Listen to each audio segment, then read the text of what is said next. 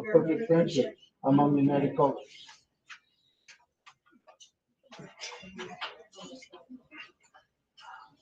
Entertain a motion to approval of agenda items.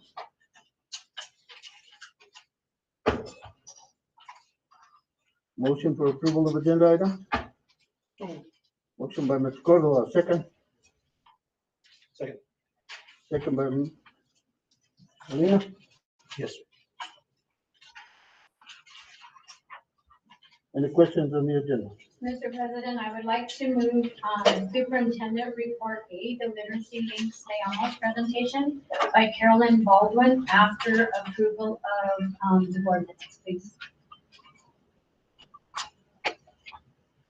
Okay. Right? Any other questions on the agenda? Call for the vote. All those in favor signify by saying aye. Aye. Opposed, same sign. Motion carries. Entertain a motion for approval of minutes of April 11th.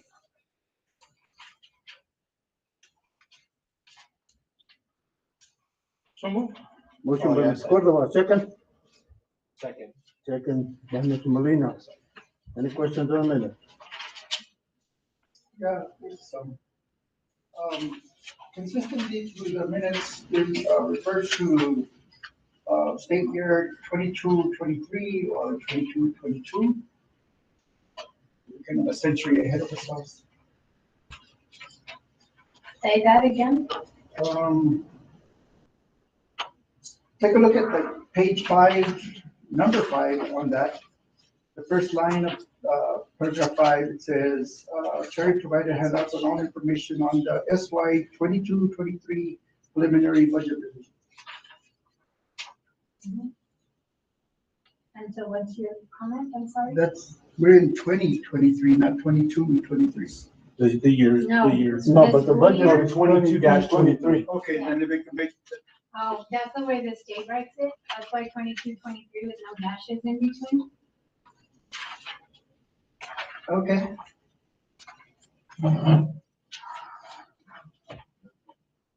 Any other questions? Yeah, there was some typos on page 2. Fourth line from the bottom, with the board,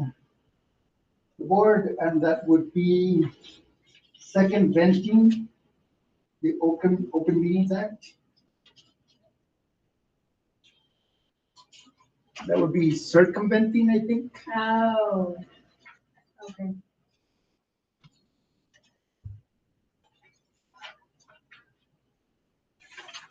Okay. And on page 5, paragraph C, one line below the middle, the center part, which is forward, Mr. Guadiana would like to see reasoning of past employees. That would be the reasoning for leaving from past employees.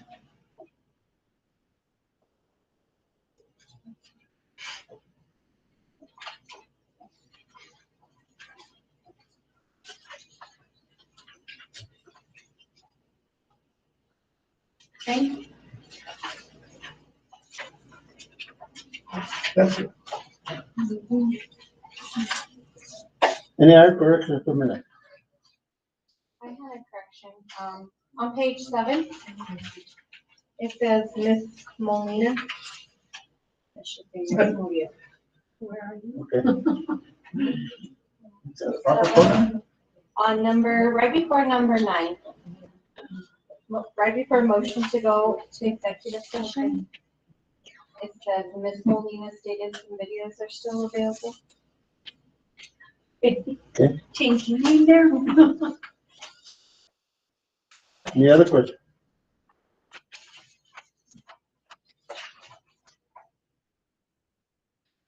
Okay, call for the roll with the corrections to be made. Motion by Mr. Molina, second. We already had a motion. Oh, we're in the motion. Yeah. Call for the vote. All those in favor signify by saying aye. Aye. Opposed, same sign. Motion carries. Entertain a motion for approval of minutes of April 13th.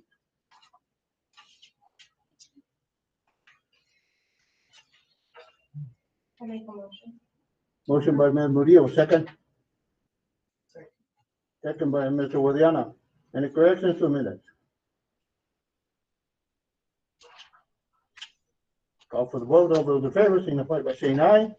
Aye. Opposed, same sign. Motion carries. Moves us to finance. Before finance, we're gonna ask Carolyn Baldwin. Carolyn works with Literacy Links Leamos, and for many years now, they've been donating some amazing books to our students. And so I had asked Carolyn if she would come by and just give the board. I know she's done a board presentation probably about 2 years ago maybe, but thought she should come back and give another little update on what's still happening with literacy. Great, thank you very much. Yes, I'm Caroline Bowler. I've been working on our book project we call it Let's Read, for 21 years. And actually started the literacy program, Literacy Links Leamos, that's based in the public library in Silver City.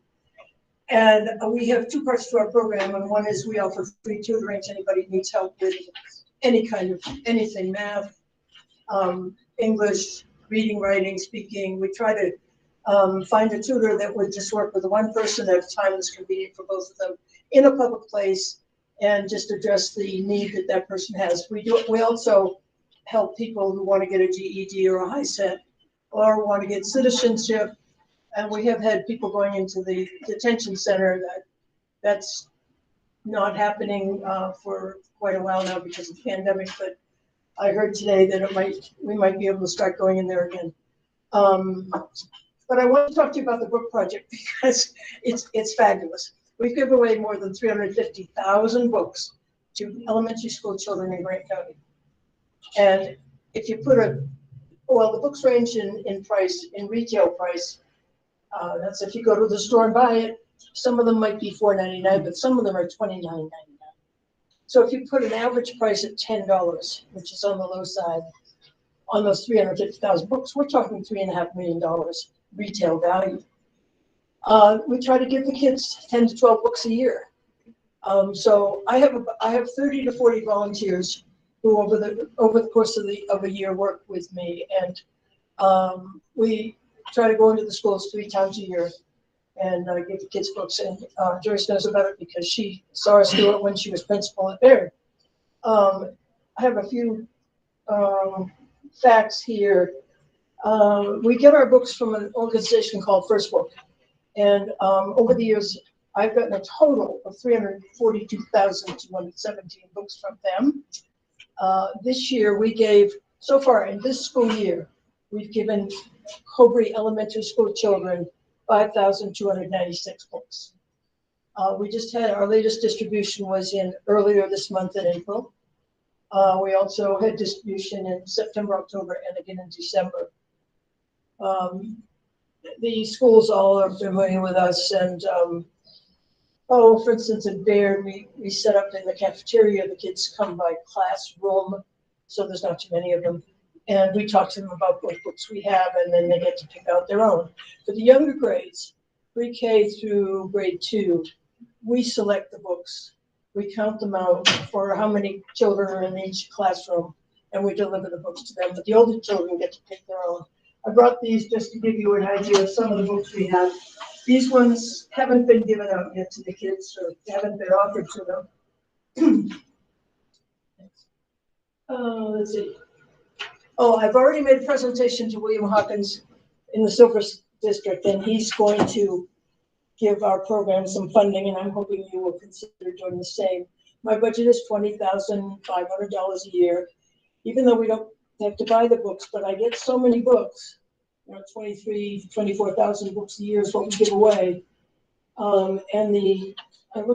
Just check this, of the books we've gotten this year, in 2022, the average price has been 62 cents a book. And that's just the shipping handling fee from First Book. I have 2 storage units. I have to pay rent a month on those. So anyway, it all adds up to about $20,500. Let's see. There's approximately 2,000 elementary school kids. Cobre and Sober together. The Sober kids are about 1,200 and yours about 800. Let's see. So, do you all have any questions? I don't have any questions, but I just want to really thank you. I know that you don't have a whole lot of volunteers, but I know that the volunteers you do have are crucial to the work that you do. I know our students really appreciate the books, and they've been beautiful books that the kids have been given over the years. So Thank you. we Yeah. really, really appreciate your hard work and your dedication towards students. Thank you. Well, I'm very enthusiastic about it because I think it's a tremendous bargain that these books are free and that it's volunteers managing the program. We don't have to pay anybody to do it. And the only costs are the storage units and the shipping handling fees. So, and I know we get some feedback from the teachers, and some of them have said that some of the kids would have no books at home if they didn't have ours. And a few years ago, we were at Hurley School, and one of my volunteers had read a story to the grade 2. And we gave them their books, and they went with the teacher back to the class. The teacher came back pretty quickly, and she wanted to tell us there was a boy who had transferred recently from Las Cruces. And he said, well, when do I bring these back? And she said, no, they're yours to keep. Take them home. He was in grade 2. He'd never had a book of his own. So that's, we like what we're doing. We think it matters. So if you can give me any help, that'd be great. Thank you. And Cobre will support, give some support to help you with that shipping, because we know how beneficial it is for students. Okay. Thank you. Thank you.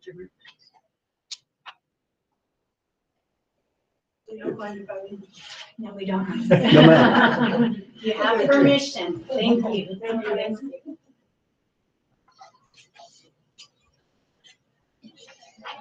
Okay, we move this to finance.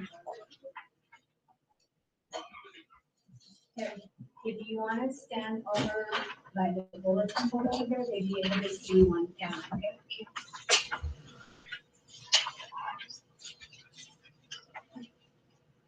I know, I'm supposed to go this way, but I'm the one to be on top of the screen. I'm okay. Very good. 100% we can stand it. More this way, Sherry. More this way? Yep. There you go.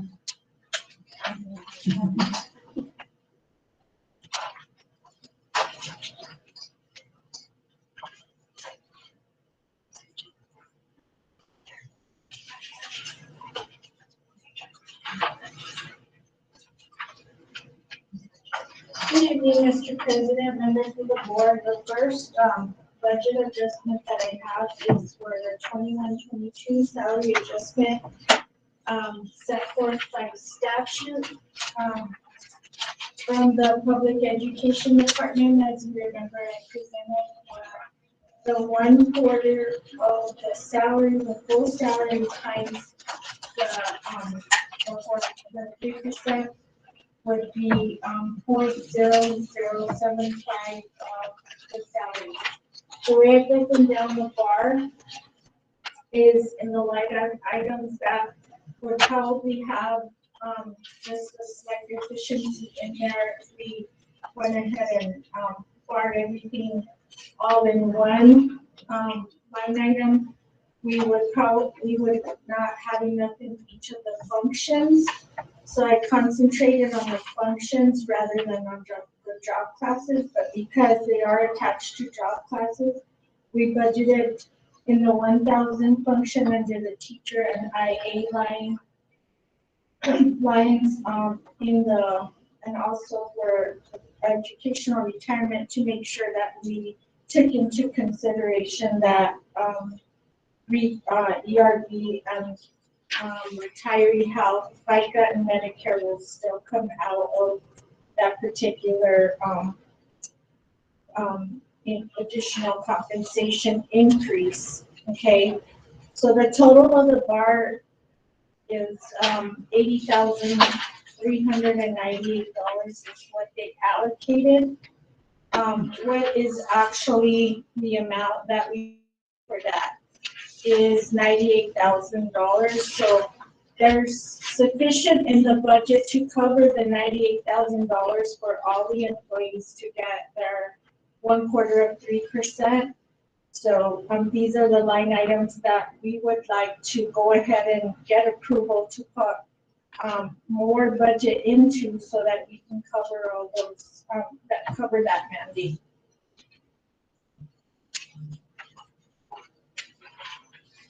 So this additional, so altogether it's 98,000, but we only received $80,000 from the state, right? Right, because what's included in the total for the 3% is also the grant funded employees, the food service employees. So anybody that's from another funding source is still included in the mandate that says you need to do across the board all your employees.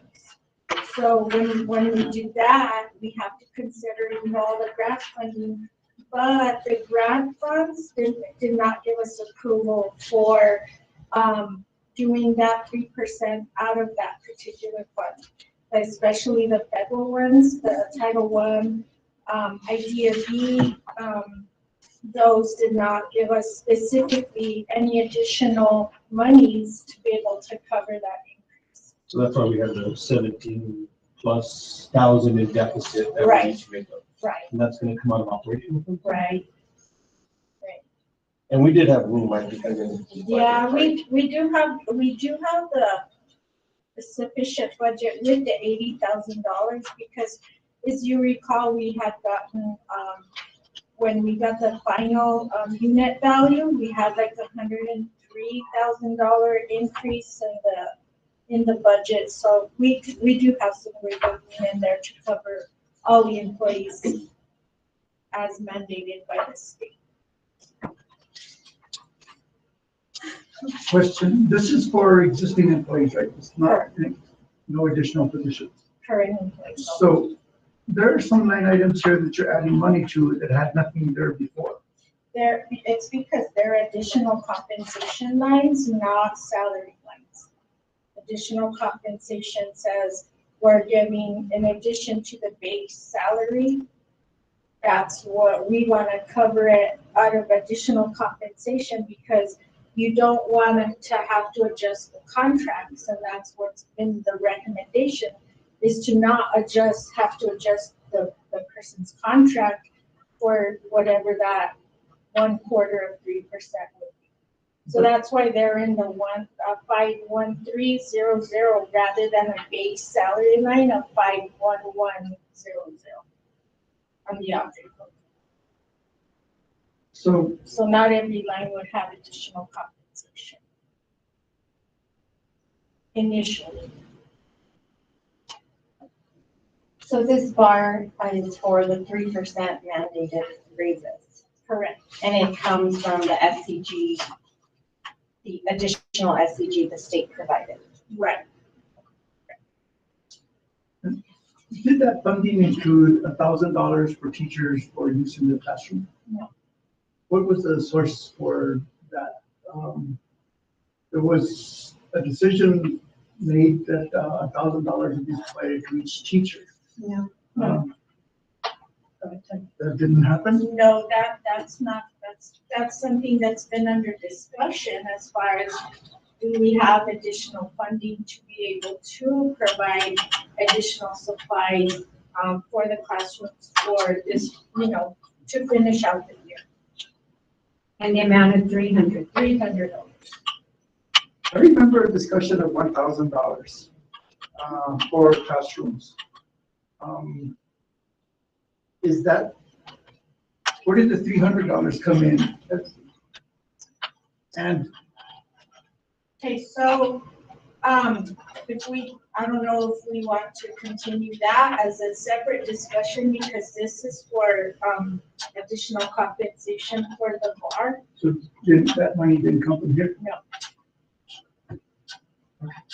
No, it doesn't, supplies, not any of these line items on this bar. So I don't know, we want to cover that in a separate discussion or if we want to, work on the bar first and then we can have a different discussion.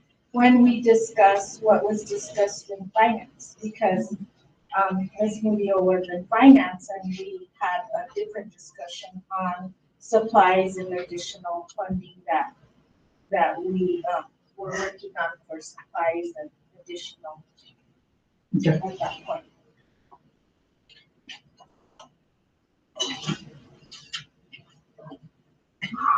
The money that is moved into line items that don't have anything else in there before.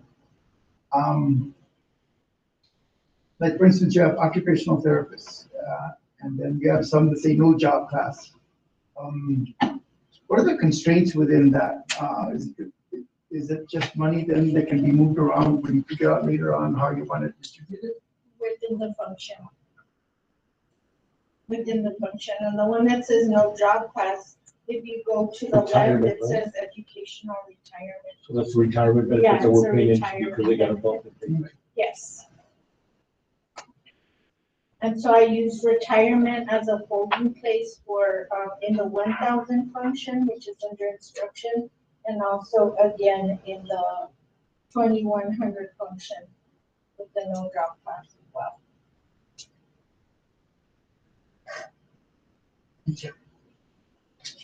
And we'll get a separate bond when that's $17,000. And we figure out where Where we're we're gonna, gonna pull where it we're from gonna pull it operational, right? from. And if there's money in those lines already, then we can pay it, just outright. And it'll help us that when we can, You got money left over. right.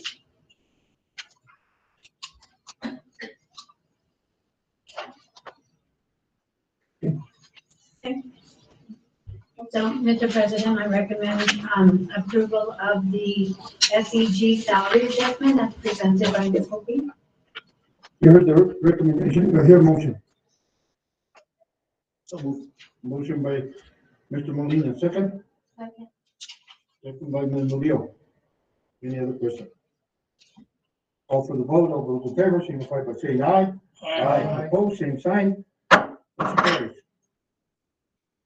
The next budget adjustment that we're requesting is we received, the final allocation for, Wait, before you go to that one, it's, your next item, I'm sorry.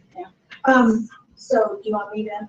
Okay, so in that $80,000 and, in the calculation, there is no, adjustment for the interim superintendent because there was no base salary currently under the superintendent's line. Because she's getting paid out of, a stipend in addition to her regular funding to do the superintendent's job. So there is no, that's not in the calculation. It's her as superintendent. And so, we're asking for approval to go ahead and meet the statute with that without her actually saying, here's the calculation for my 3%. So that's what the next item on the agenda would be. The interim superintendent salary adjustment would be the 0.0075 of her base plus what she's receiving as additional compensation for the superintendent's salary. So that'll be on top of the $17,000 deficit we have. Right, What's the amount? right. it's 200. It was like $275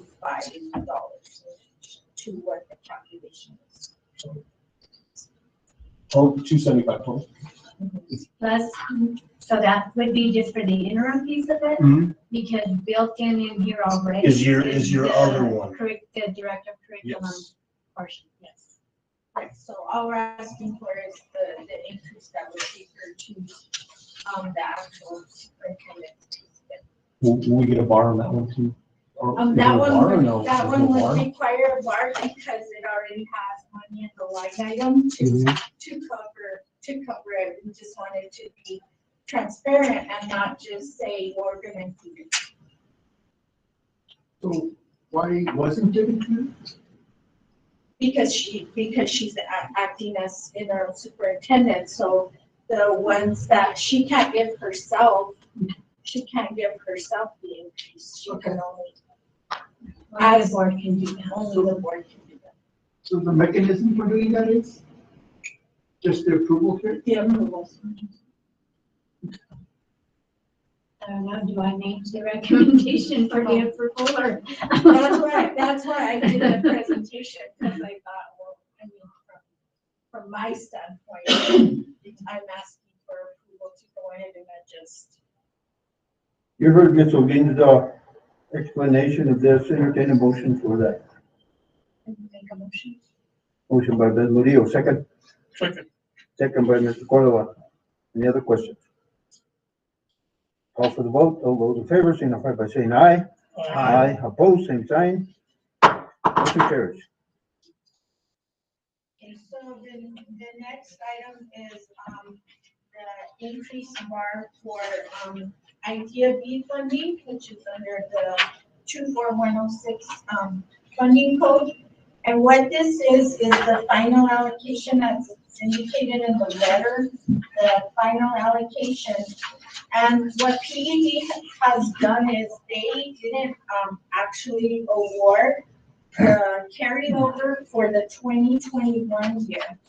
So this includes 2021 and then carryover for 2022. The chart on the back shows under Cobre's goals that the final allocation for Cobre for 2021 was $402,000. And then the prior year carryover, so they're a little bit further behind, was $230,000 for a planning allocation of 453, and then you go to that, and then you include the 21-22 planning allocation of 683. So that's the total award to the subrecipient.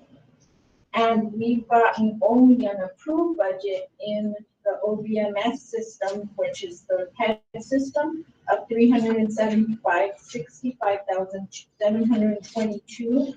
So they're asking that we submit a bar to get us to the 683, which would be $317,506 for the total bar amount. And so the breakdown of the bar is for different areas where the special ed director has indicated that we're in need, and she has the breakdown. If I'll let her go ahead and present the breakdown for that.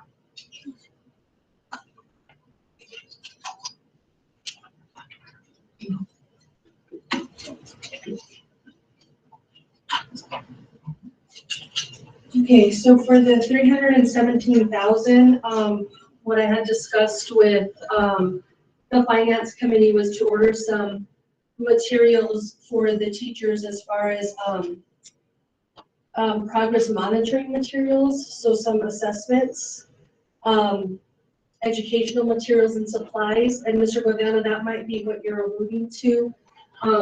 I think in my calculations, there are 14 special education teachers. And so what I want to do is propose that for each teacher that they are provided with about $2,000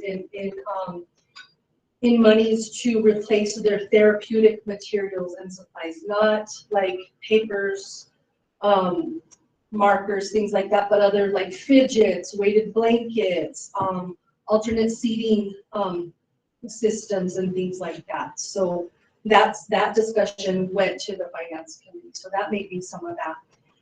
We are also in the works of reconstructing and revamping our high needs classroom at the elementary. So they're going to need some materials. Our gifted materials need to be replaced and revamped. The other thing we're putting money into is recovery services for the summer. COVID's been a rough year, and so if any special ed student needs any kind of related services for academic support services, those monies would be available to provide that in the summer. I'm allocating some monies for student-specific materials, walkers, standards, some reading pens, whatever the students need that is in the IEP. Hopefully I can have some monies available. I allocated $10,000 for that, so we can order some student-specific materials.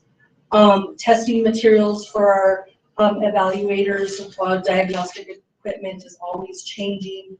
The new additions are always coming out, and so if we need to replace any testing kits, monies for that. And Terry put it all in the right functions. I just divided it and said what I needed where. So she's the expert with the classes and the functions. So some of them will show like combined, so what she's talking about is very specific. It'll combine like all supplies in the instructional piece of it will be under the same line item. Every supplies for ancillary services will be combined into one ancillary services. But she's being very specific as far as, you know, what types of materials that were like. Right. We always pay for specialty evals. We have limited resources in the state of New Mexico as far as like autism evals. Our waiting list is still very high, so I want to put additional monies to there. We usually send students to the Tucson Alliance, Autism Alliance, and they're able to accommodate us rather quickly. So I want to put some money in that line item. The big one that I know I talked about and I was excited about was allocating monies for our playgrounds are being revamped. And so I want to be able to purchase additional playground equipment that promotes inclusive playgrounds. And so initially, I was, and again, they were rough figures when I first started talking to the finance committee, and I had a number in mind, and it came out a little less. So about $87,000 towards playground equipment is what I was able to allocate. And so hopefully we can start working with the elementaries and the folks that play well to start moving on that and getting everything that we needed in the summer. So all that together comes out to the $317,506.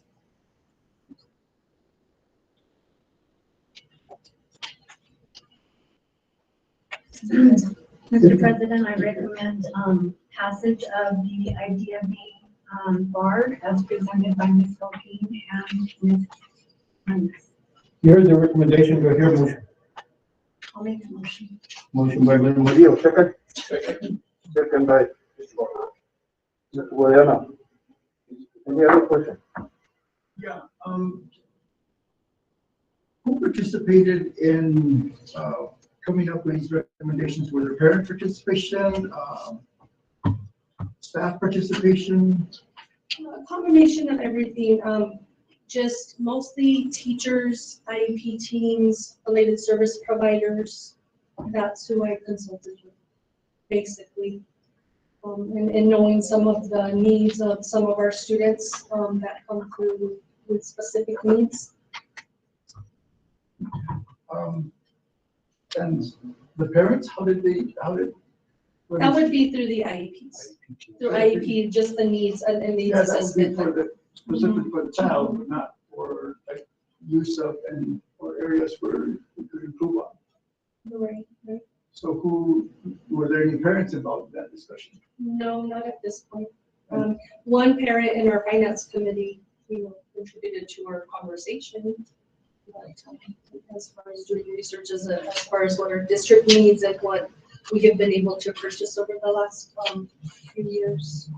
So teacher participation was just through the IEPs as well? Or Through teachers, through contacting teachers and doing a needs assessment of what kind of materials they would need in their classrooms. And I did. Any other question?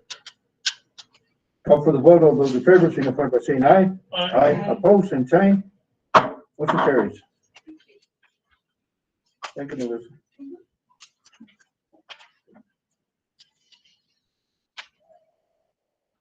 review of bills.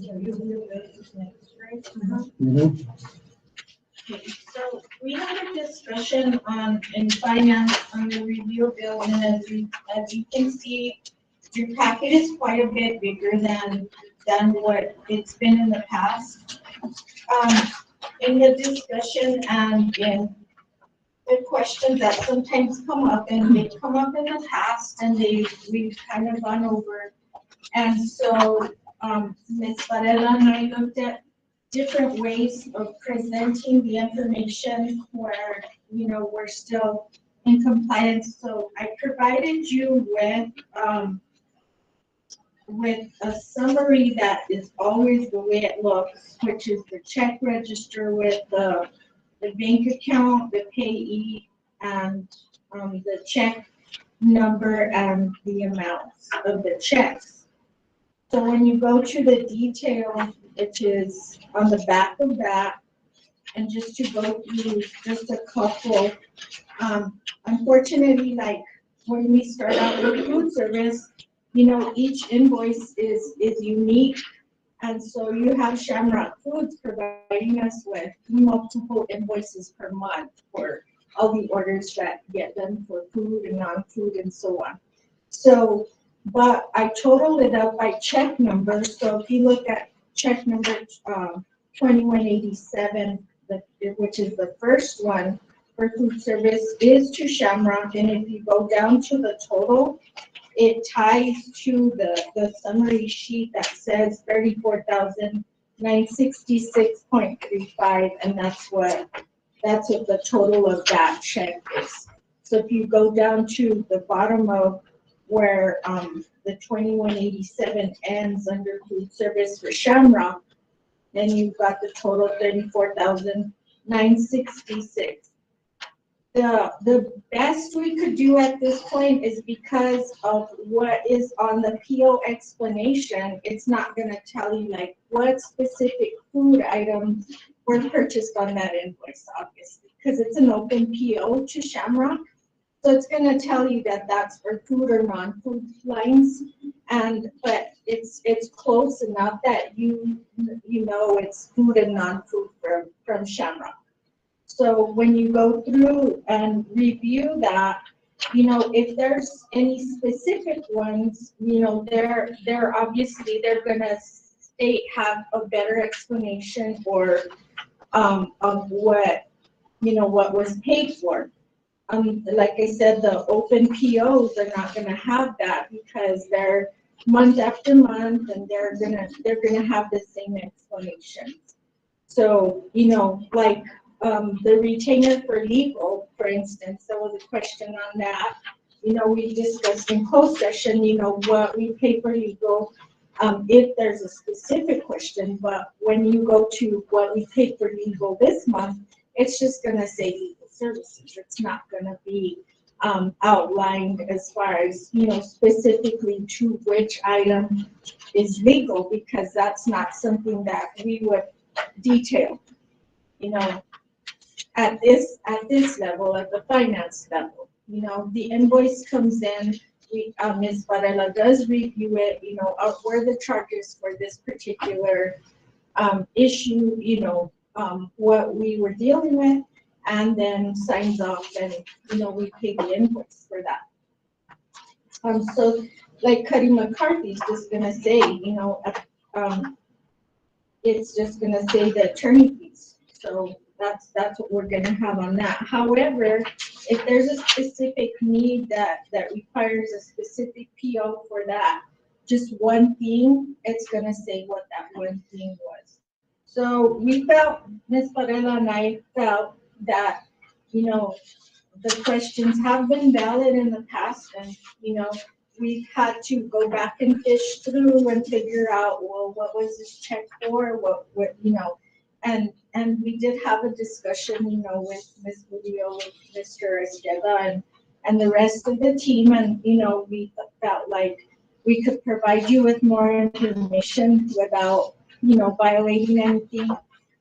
There is one that, we really won't discuss, and it's crossed off because it had child-specific identifiable information on it, so we just went ahead and put a line through the information and left it at that. So, if this is something that you feel like it has been useful, we will continue this formatting rather than just providing you a check number, and saying this is to that.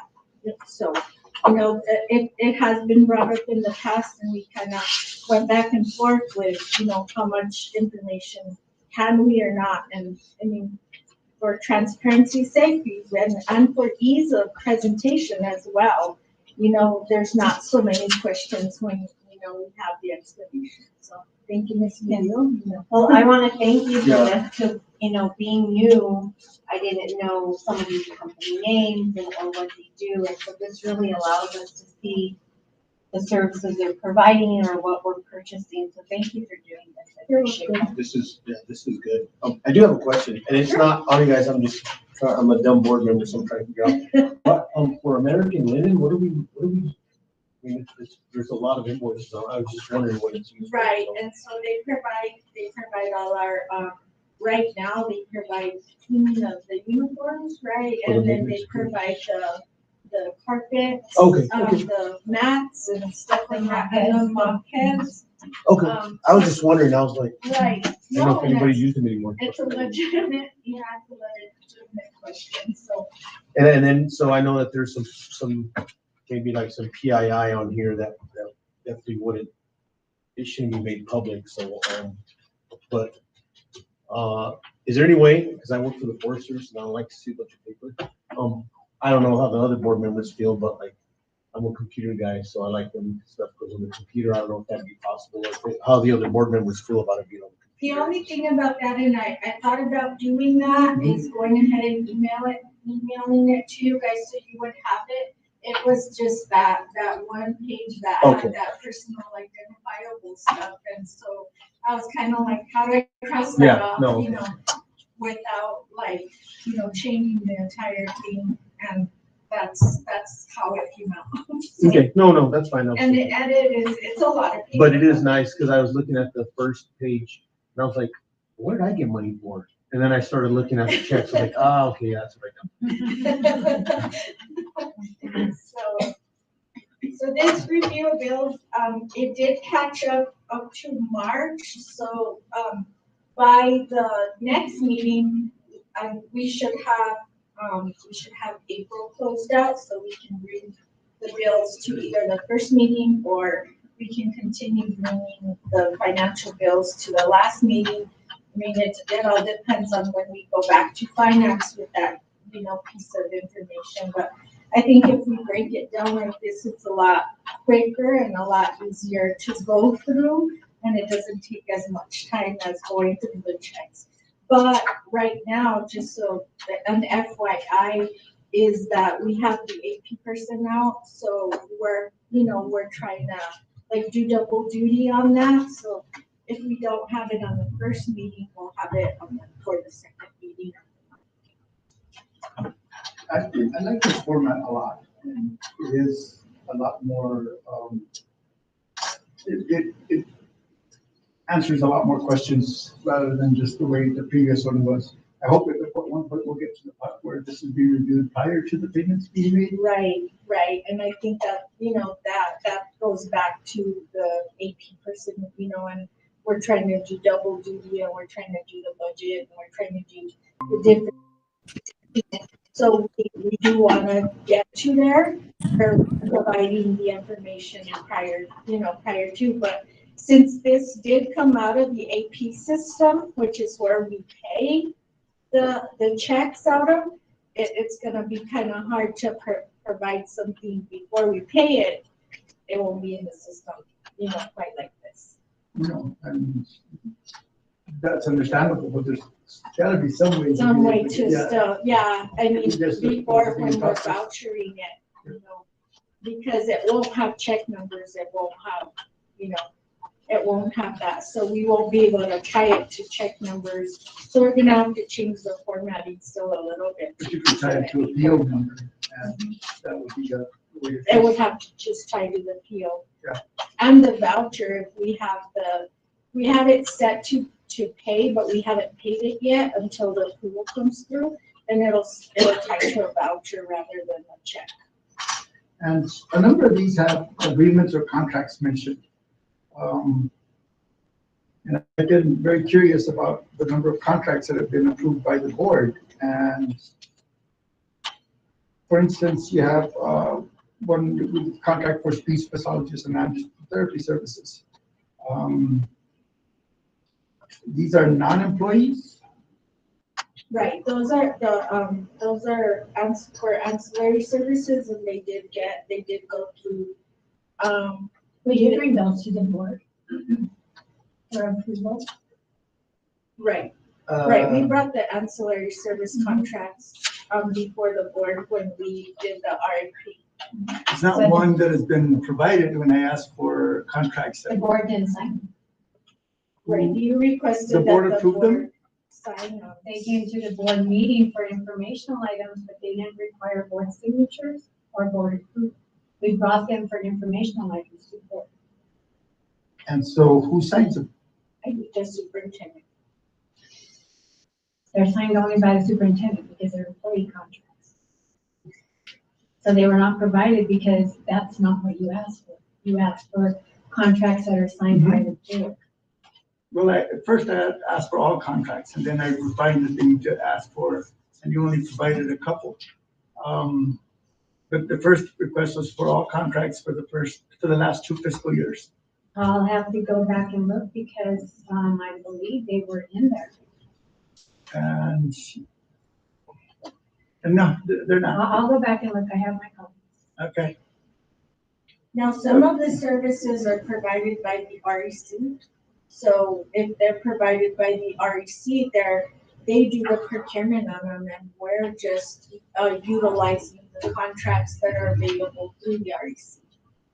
So it's a cooperative, so that might be what you're seeing, is that. Evidently, this was one that came to the board that I have no recollection of, and one that was in the framework of which I asked for, with the corresponding minutes that would show that was presented to the board. I'm pretty sure they were in the packet that I will. Please.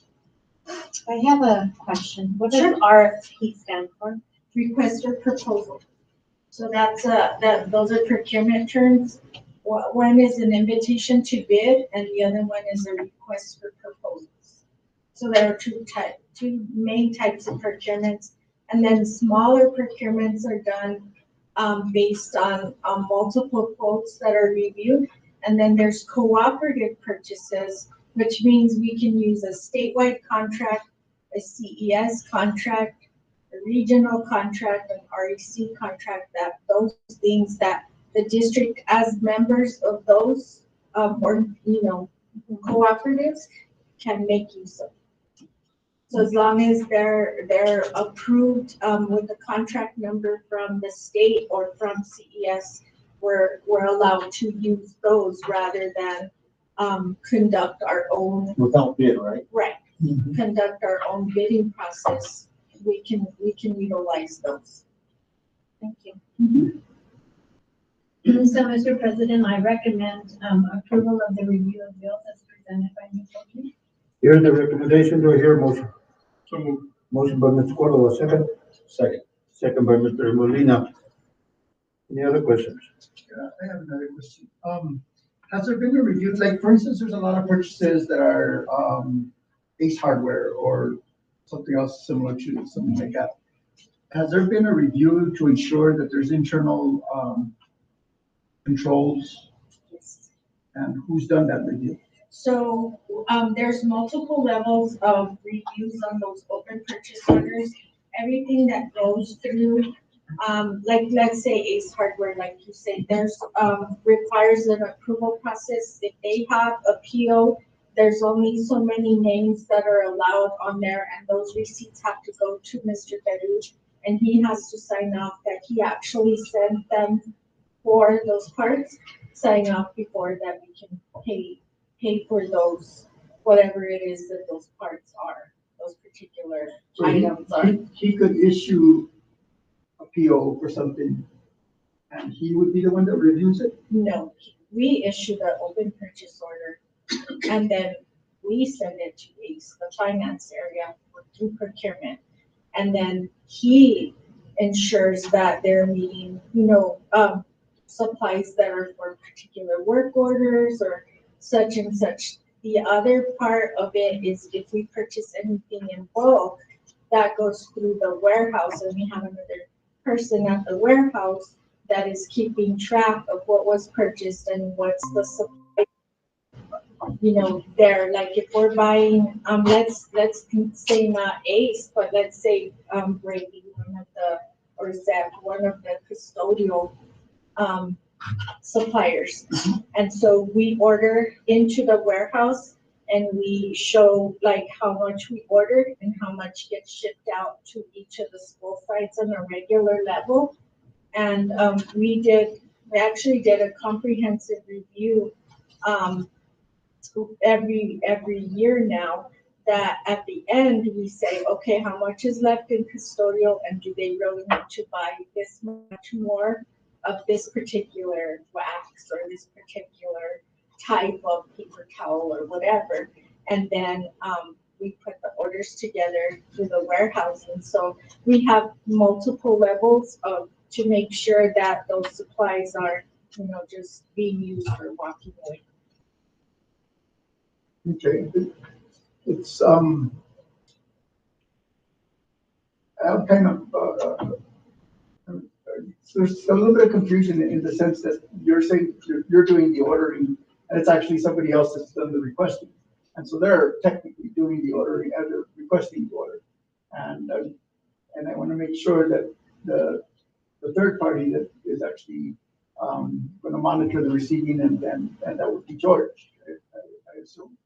Well, it's through the warehouse, and it's actually Vince, but we're both in charge. George and I are both in charge of making sure on one end and the other that the ordering in and what goes out to the schools or what goes out to the maintenance department. And we both, it's a check and balance for both of us. So you both look at every single one? Yes. George looks at every single one? Yes. He signs off on the statement and the receipt to make sure that what's coming in on the receipts prior to paying the monthly statement, that we review and say, hey, and the levels, are we going over on this? Like what happened to this at this point that we had to order more stuff? Well, if it was, COVID related, or if it was this related or whatever, that we monitor, the supplies that are coming in. And the finance committee looks at these internal controls? They haven't at this point, only to the point that we, when we are paying out the bills, that the receipts are already coming in and we're reviewing how much is getting paid. But that wouldn't be internal control. It within the district, I don't know. I mean, I don't exactly know, but where we would go from there as far as, we're welcome to suggestions at the finance that we can talk about and see if there's something else that we need to be doing. That might not be the finance committee. That is really more under the responsibility of the audit committee to ensure adequate internal control. Right, and if there's something that the auditor is wanting us to make sure that we're monitoring, that would go through that committee, obviously, because the auditors do have areas where the state auditor pinpoints, like, this year you need to look at this area, or this year you need to look at this. So they kind of vary in the things that they kind of target at the moment, depending on what's going on all over the state. Yeah, and there's the regulatory requirement by PED Right. and statute for the audit committee to actually review the internal controls. Okay. Good. Any other questions?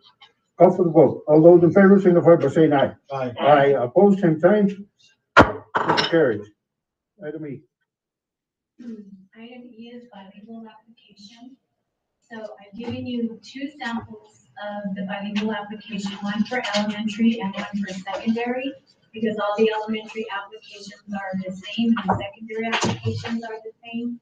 The only difference is the specific teacher who's teaching the grade item, the license number. There's no funding attached to this because bilingual funding is part of the SEG. That was part of the overall budget that was presented and approved at a previous meeting. So what the bilingual application includes is courses and instructional models. Each teacher at each school that's teaching each grade level for the language arts, along with their license number. The same for who's teaching the bilingual classes and who's teaching the social studies classes.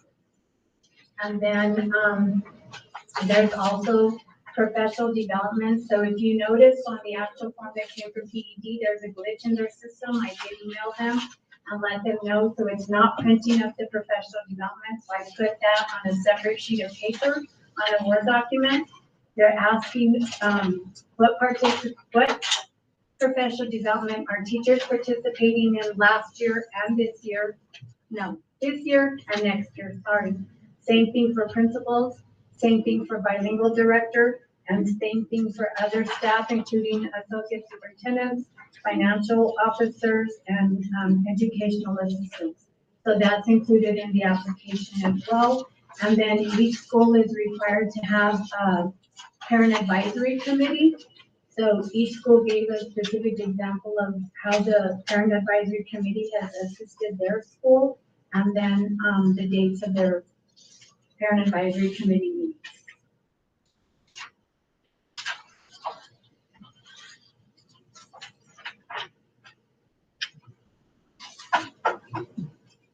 Any questions? Can you tell me what kind of information is provided at the parent advisory committee? It would be different, I guess, for each school and what they basically review with their committee. As you can see here, you have one for Hurley. So the one for Hurley says that they assist the school to review the bilingual application, set yearly goals, and make determinations regarding the bilingual program. Expectations for the bilingual program are shared with parents. Frequent and flexible parent conferences are held in which bilingual teacher provides parents and teachers with the information about students' goals and progress, specifically the advanced test. There's also one here for Cobre High School. And what Cobre High School has on theirs is in the fall, October 27, 2021, members of the PAC met with teacher and team to review new materials. Using the new materials, teachers and members of the PAC set goals for the school year. Teachers informed members of how student engagement had increased. Members also agreed to meet in the spring to review goals and see if any updating would be necessary in the spring. They met again in March, where members reviewed goals set in the fall and agreed to continue with them. Members would like to meet again in early fall to review pacing guides and see how it worked for this school year. So it's a little bit different at each school, but most of them, what they do is they help the team to set goals and review materials. And I noticed that the middle school doesn't have theirs. So as I stated, I didn't put everyone in here because everything is the same. So elementaries are all the same except for the teacher licensure and the bilingual piece, the parent advisory committee piece. And then at the secondary, the information is the same for the middle school and the high school. So rather than print all 6, I put an example of a secondary, an example of an elementary. Oh, And that was why. and the professional development. So is this for professional development for all areas or just bilingual areas? All areas.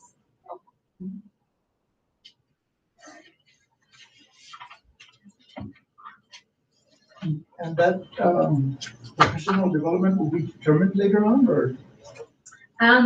So we've pretty much been meeting and talking about professional development for next year. So I've already included, like, we're going to continue with readers, writers workshop. We're going to continue with letters. We're going to continue with the math training. We've always done La Cosecha. We have to have mandatory diabetes training. Two of our focuses for next school, well, three of our focuses, I guess, for next school year is MLSS, social emotional support, actually four of them, social studies standards, and universal design for learning. So those are the new ones that have been added that we're gonna look at focusing on as well for next year. And are teachers and staff members giving feedback? So we for are- the Professional, we- because I remember yeah. years ago, every time we had professional development, we'd have like a survey to do when we would leave. So we've done it for some, we haven't done it for all, but we are gonna do a survey here in the next couple of weeks, asking teachers. One of the things that we really wanna look at doing next year is more differentiation of professional development. Because some of our veteran teachers may not need, some of them have already done the letters, they may not need as much of that. Some of our new teachers may need some more time spent on learning how to use some of our computer programs. So we want to kind of look at that a little bit more next year. So we do want to send out a survey to our staff, asking about what some of their priorities are for professional development, so that we can build our PD calendar for next year. That's a great idea, yeah. I know I as personally have gone to professional development, but I've gone like 4 times. Yeah, so we want to try to use maybe our coaches a little bit more next year to help differentiate some of that. Okay, that's a great idea. Thank you. So, Mr. President, I recommend approval of the bilingual applications as presented. Here's the recommendation to hear motion. So motion by. No, motion. Motion by Mr. Molina, second. Second. Second by Ms. Murillo. Any other thing? No. Call for the vote, all those in favor, signify by saying aye. Aye. Opposed, same sign. Motion carries. Mr. President, on the next item, I'm going to actually ask Ms. Murillo if she would present the proclamations that's in your packet in support of Teacher Appreciation Week that is coming up next week. Okay, so the proclamation reads, whereas teachers fill many roles as role models, mentors, and motivators, and whereas teachers keep our American democracy strong by laying the foundation for good citizenship and civic duty, and whereas teachers continue to influence us long after we have left their classroom, and whereas teachers spend countless hours preparing lessons, assessing progress, and honing their craft, and whereas teachers help us become the best versions of ourselves. Now therefore be it proclaimed that May 2nd through 6th, 2022 be proclaimed Teacher Appreciation Week, and we urge residents of our community to express appreciation and support to our teachers for their dedication and hard work. So I'd like to make a motion to adopt the proclamation. You heard the motion, do I hear a second? Second by, motion by Ms. Murillo, second by Mr. Guadiana. Any other questions? I don't have a question, Mr. President, but I do just want to make a comment. Our teachers for the last 2 years, our teachers always work hard. And we have amazing teachers in our district, but some of the things that our teachers have really had to battle the last 2 years has been very difficult, and our teachers have been very flexible. They've been very resilient.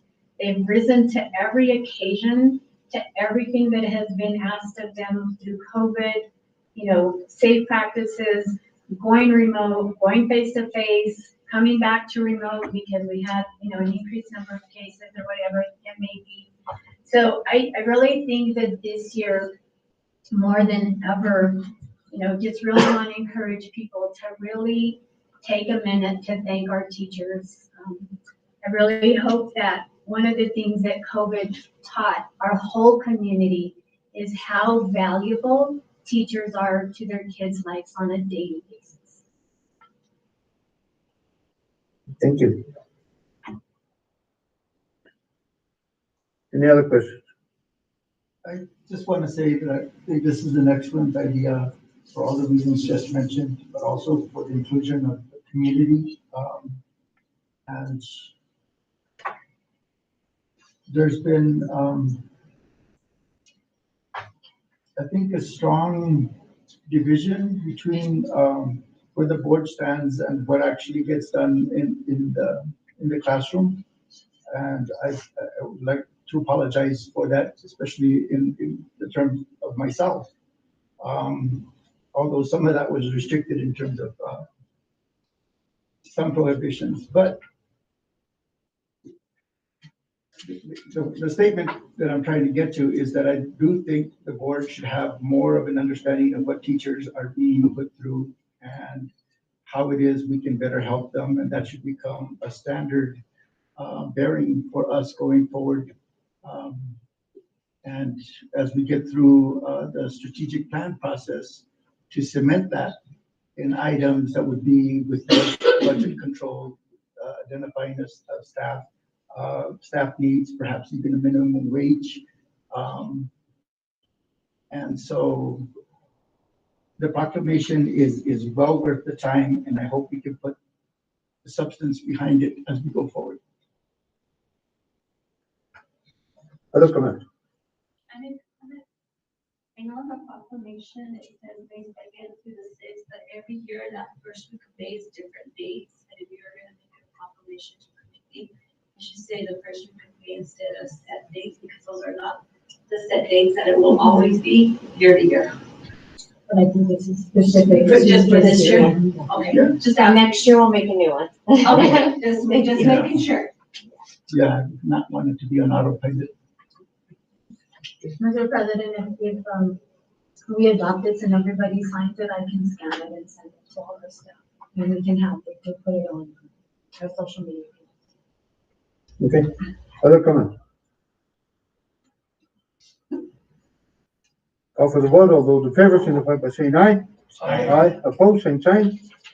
Motion carries. Thank you. This is the Finance Audit Committee. Not sure.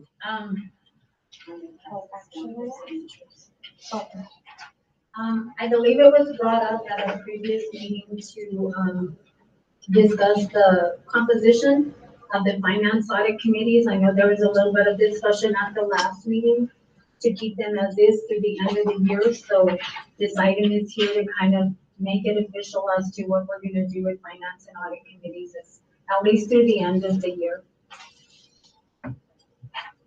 And real quick, the question is the composition that includes who, not necessarily names, but the positions, and then also the folks that are in there currently, right, will stay through the end of the year, is what you're saying? That's what you all need to make the decision. Right now, I believe on the audit committee, we have Mr. Cordova on there. Mr. Gomez left, and so Mr. Cordova, as the chair of the audit committee, had asked Mr. Sepulveda to fill that spot through the end of this school year. I believe that's correct, right, Mr. Cordova? That's correct. And then on the finance committee right now, we have Mr. Sepulveda and Ms. Murillo. And who are the, well, for finance, we have community members. We have Georgia Steva and Anna Lehman. Who are the community members or other members of the audit committee? In the audit committee, we have Ms. Vicky Smith, and she is a parent of students that attend school, and Ms. Corina Rivera, and she is the one that has the background in accounting and finances. And of course, our superintendent sits in and our financial people sit in. And they were both ex-board members? Yes, they were both ex-board members. Is there a schedule for that committee? No. How often do they meet? So which committee are you talking about? Audit.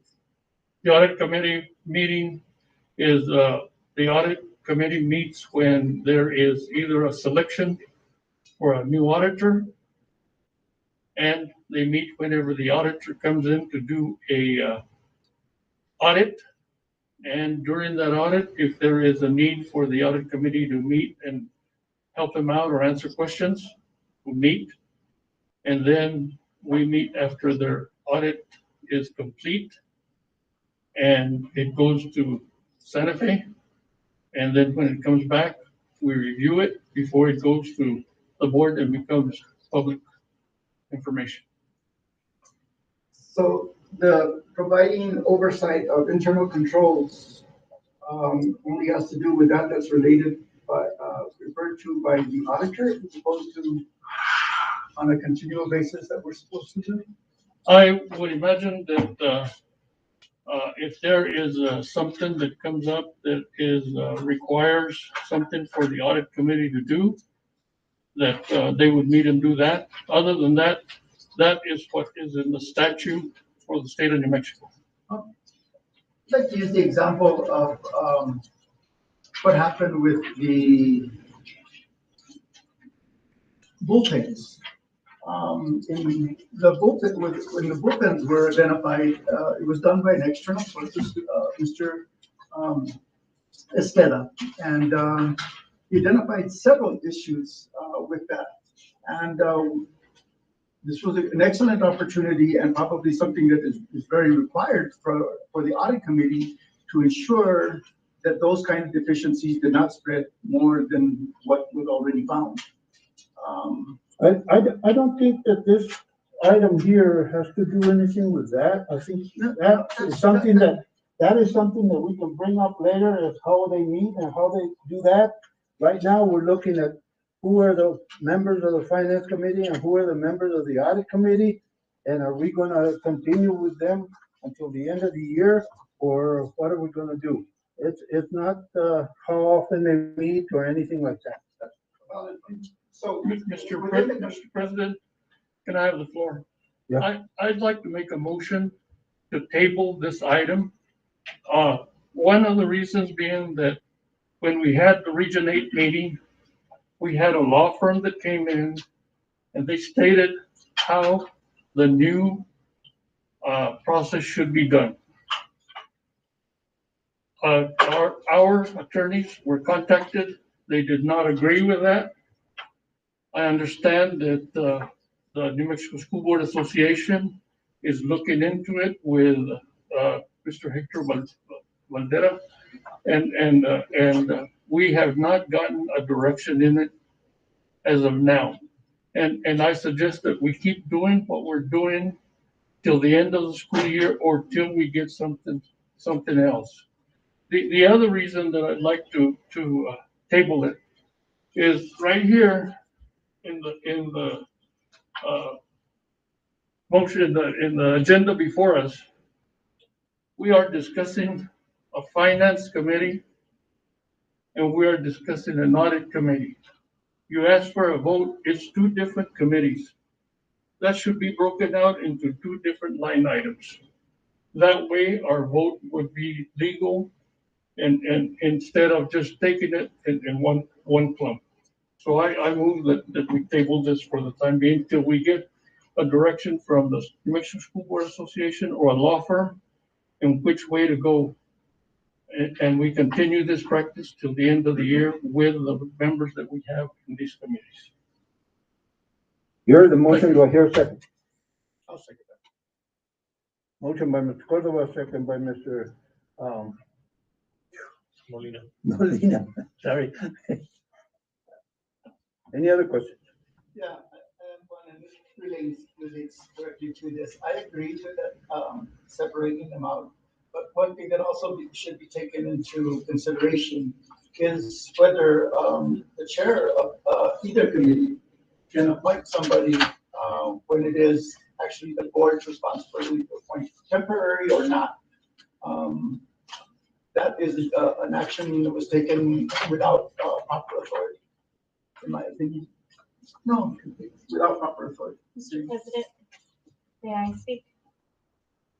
I guess as a new board member, receiving all this training that we've received from NMSBA, there was 2 sessions Juanito and I have attended, the one in Santa Fe and then the one when it was regional, that stated that this is how the committees were going to be set up. And so I'm just wondering if we are going to go to these trainings offered to us by NMSBA and then turn around and question them.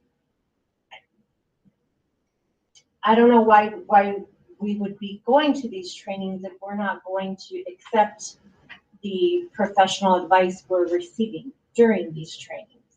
Because it was 2 separate trainings that this same information was given, and this, the open meetings compliance guide was issued in 2015. So it's not a new piece of information. It's rather old.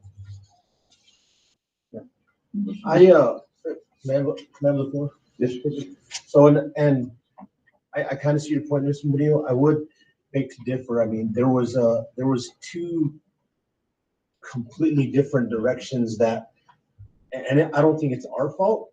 I think it's NMSBA's fault on the information they presented or the presenters. There's 2, because you're right. I remember when we went to that meeting, we got one direction, and when we went to regional meeting, we got a different direction. We're like, so I agree, and the reason I seconded it is because I don't think we've gotten a legal opinion as of yet as to what the composition of the board is, those committees are supposed to be. Am I correct?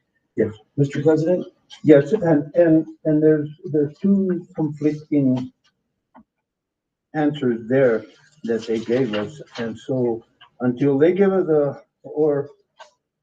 my understanding is right now is that the New Mexico School Boards Association director is checking with Attorney General on what is the correct one. But one lawyer is saying one thing, one lawyer is saying the other. And so that's kind of where we're at.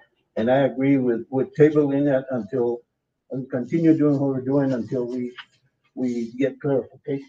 I just think we need to do our due diligence to make sure that we are abiding Yes. either way with Yes. the Open Meetings Act in regards to Either one. whatever direction they told us to go. And it's Yes. just, it is very conflicting, and I don't think it's our fault. No. It's just, Mr. President, can I make a comment on your comment, Mr. Murillo? You went to a training with a trainer in Albuquerque and in Santa Fe. These people are not lawyers, and we heard this in the Region 8 from a lawyer. And then another lawyer was contacted. Actually, 2 different lawyers were contacted. And there is a conflict or miscommunication, and hopefully they can get to the bottom of it. I agree that we should keep doing what we're doing and see which way we need to go when we get a legal opinion. And that's the only reason I made it.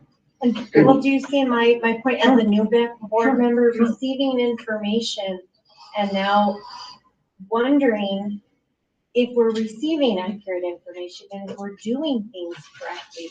Because there was even a presentation from back in, I don't know, 2017, 2016 with the same, like the NMSBA has been consistent with what they've said to us about the board having to appoint right. Well, yeah, all NMSA, all the statutes are from that 8th year. Yeah. But just, if you go to the NMSB website, you can view past conference information. It seems to be pretty consistent that they have been saying this for years and years. So that's just what. Yeah. And a factor in this too, in terms of applicable criteria, is our policies. Our policies are still applicable until ruled otherwise. And that should be the basis for any decision we go forward, until there's reason not to. So right now the motion and a second to table. Any other comments? Call for the vote. All those in favor signify by saying aye. Aye. Opposed, same sign. Aye. Aye. Just let the minutes show that 3 in favor, 2 opposed. Motion carries. We'll table till we get clarification. Move us to unfinished business. Okay, unfinished business, we do have John Bash on the line. And he's going to give an update on finalized candidate interviews and review board meeting schedule for the superintendent search. So, Mr. Bash? Good evening. Can you hear me okay? Yes. All right. First, Silver City Press contacted me last week, as well as Joyce, and we pointed them to the information that's posted to the website on the 4 candidates you'll be interviewing this coming Wednesday. I thought they did a good job thoroughly covering our plan, and frankly, I was pleased to see that covered in the media, because hopefully that generates more participation in the public portion, which will occur during the board's interview of each candidate. We have also put together the plan for each candidate. They'll arrive in staggered fashion, just as they will be scheduled with the board in staggered fashion for the final leg of their 3-step visit to the district. The first step will be to meet with district level staff, and Joyce has graciously agreed to be the host for that session. There will be a set of questions those candidates will be asked, and we've also carved out time for the candidates to ask questions and engage with that group. And then with 2 to 3 minutes left in each session, we're going to give candidates a chance to provide a closing statement. Joyce will also remind participants that they have the opportunity to provide the board with input. Those links for the online format for that input are already posted to the website, so we'll be pointing people there. And then we also have paper forms for folks that do not have a device, so that they can provide the same kind of feedback for the board after their session with each candidate. Similarly, step 2 of the interview is a meeting with school level staff. And Principal Michael Corey has agreed to be the host for those sessions.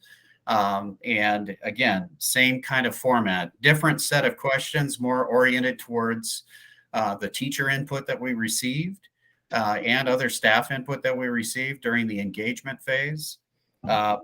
Again, leaving some time in those sessions for the candidate also to engage and ask their questions and visit with staff, followed by the school board interview, which is also serving as the public forum. Am I able to share my screen? Yes, you can. Okay.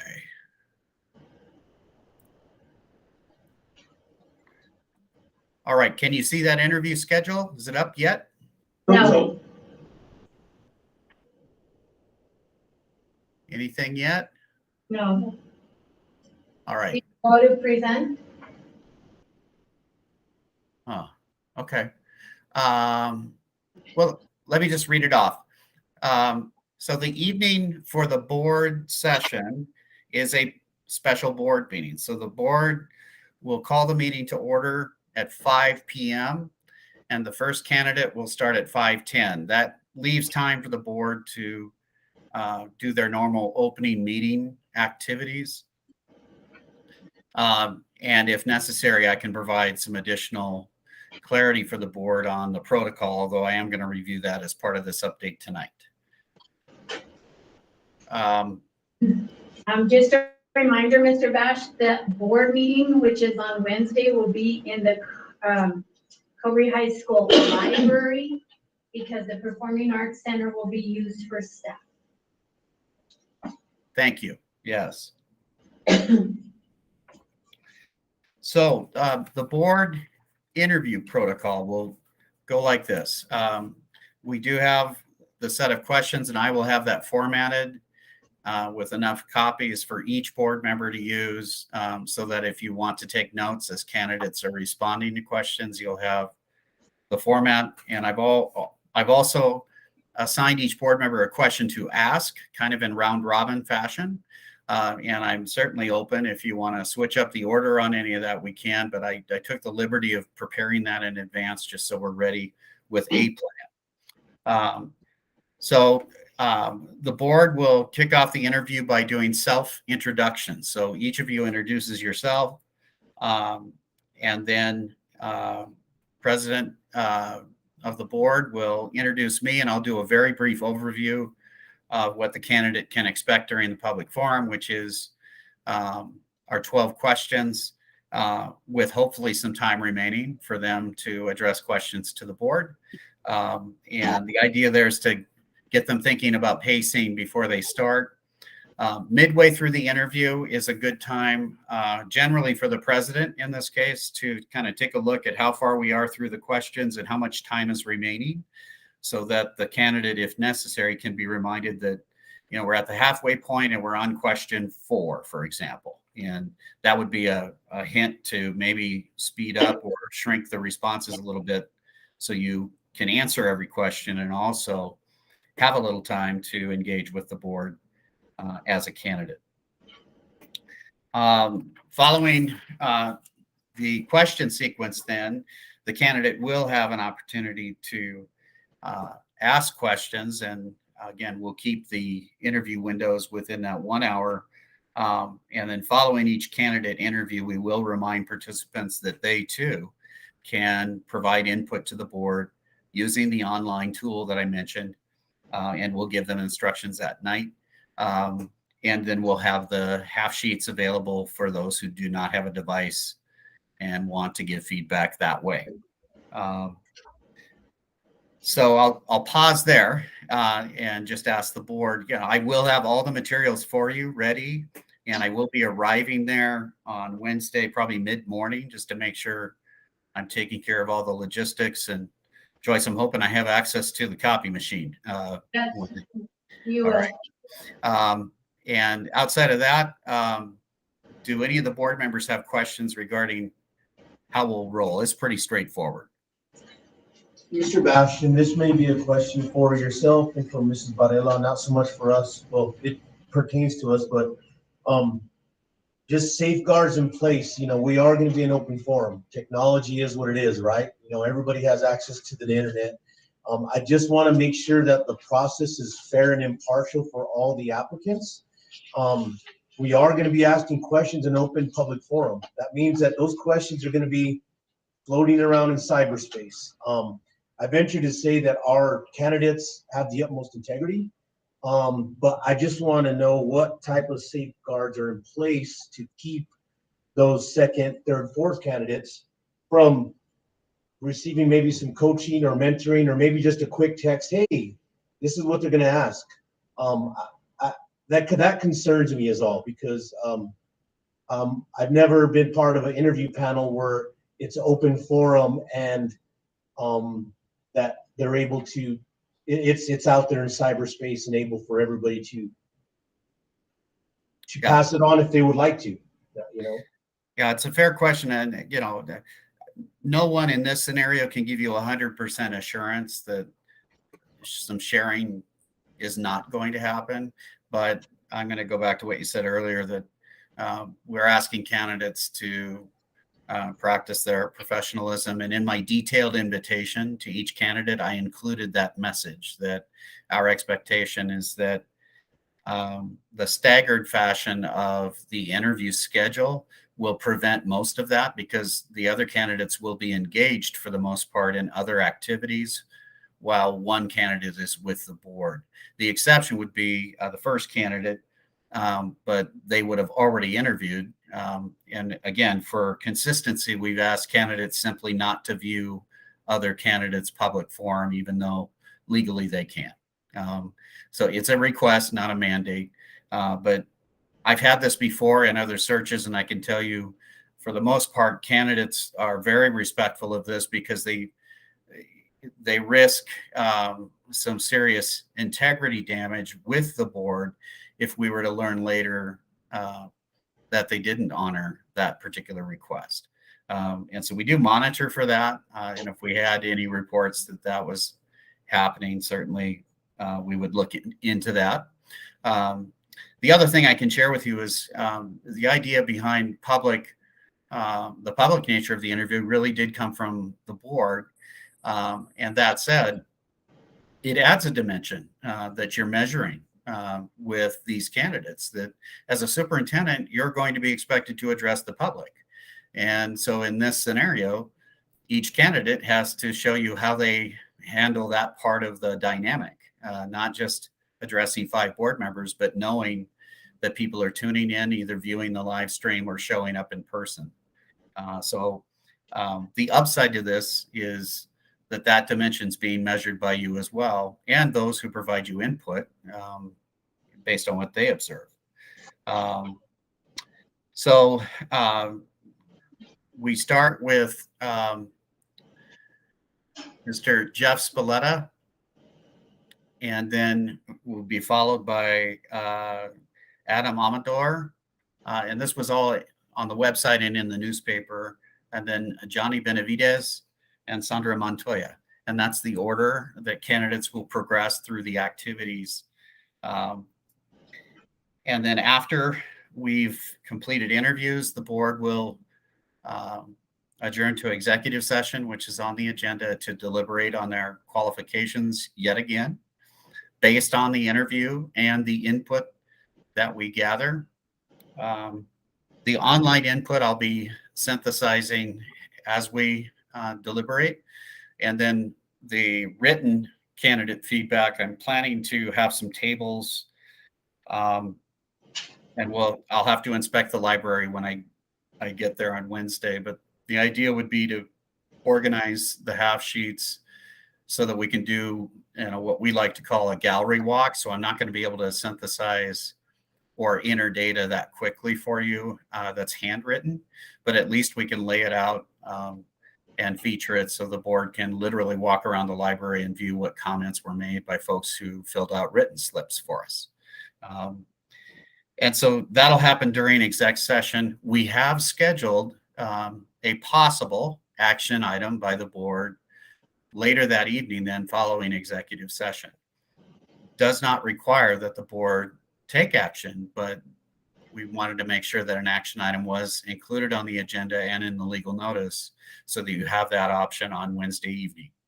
If the board decides that they want more time to deliberate and consider who the next superintendent should be, we have scheduled another meeting for the board on the other day this week that you indicated you were available, and that's Friday the 29th at 5 p.m. And that would be a short agenda because it would include an executive session and then again the same possible action item by the board. If that meeting is not needed, then we will recommend that you simply cancel that meeting.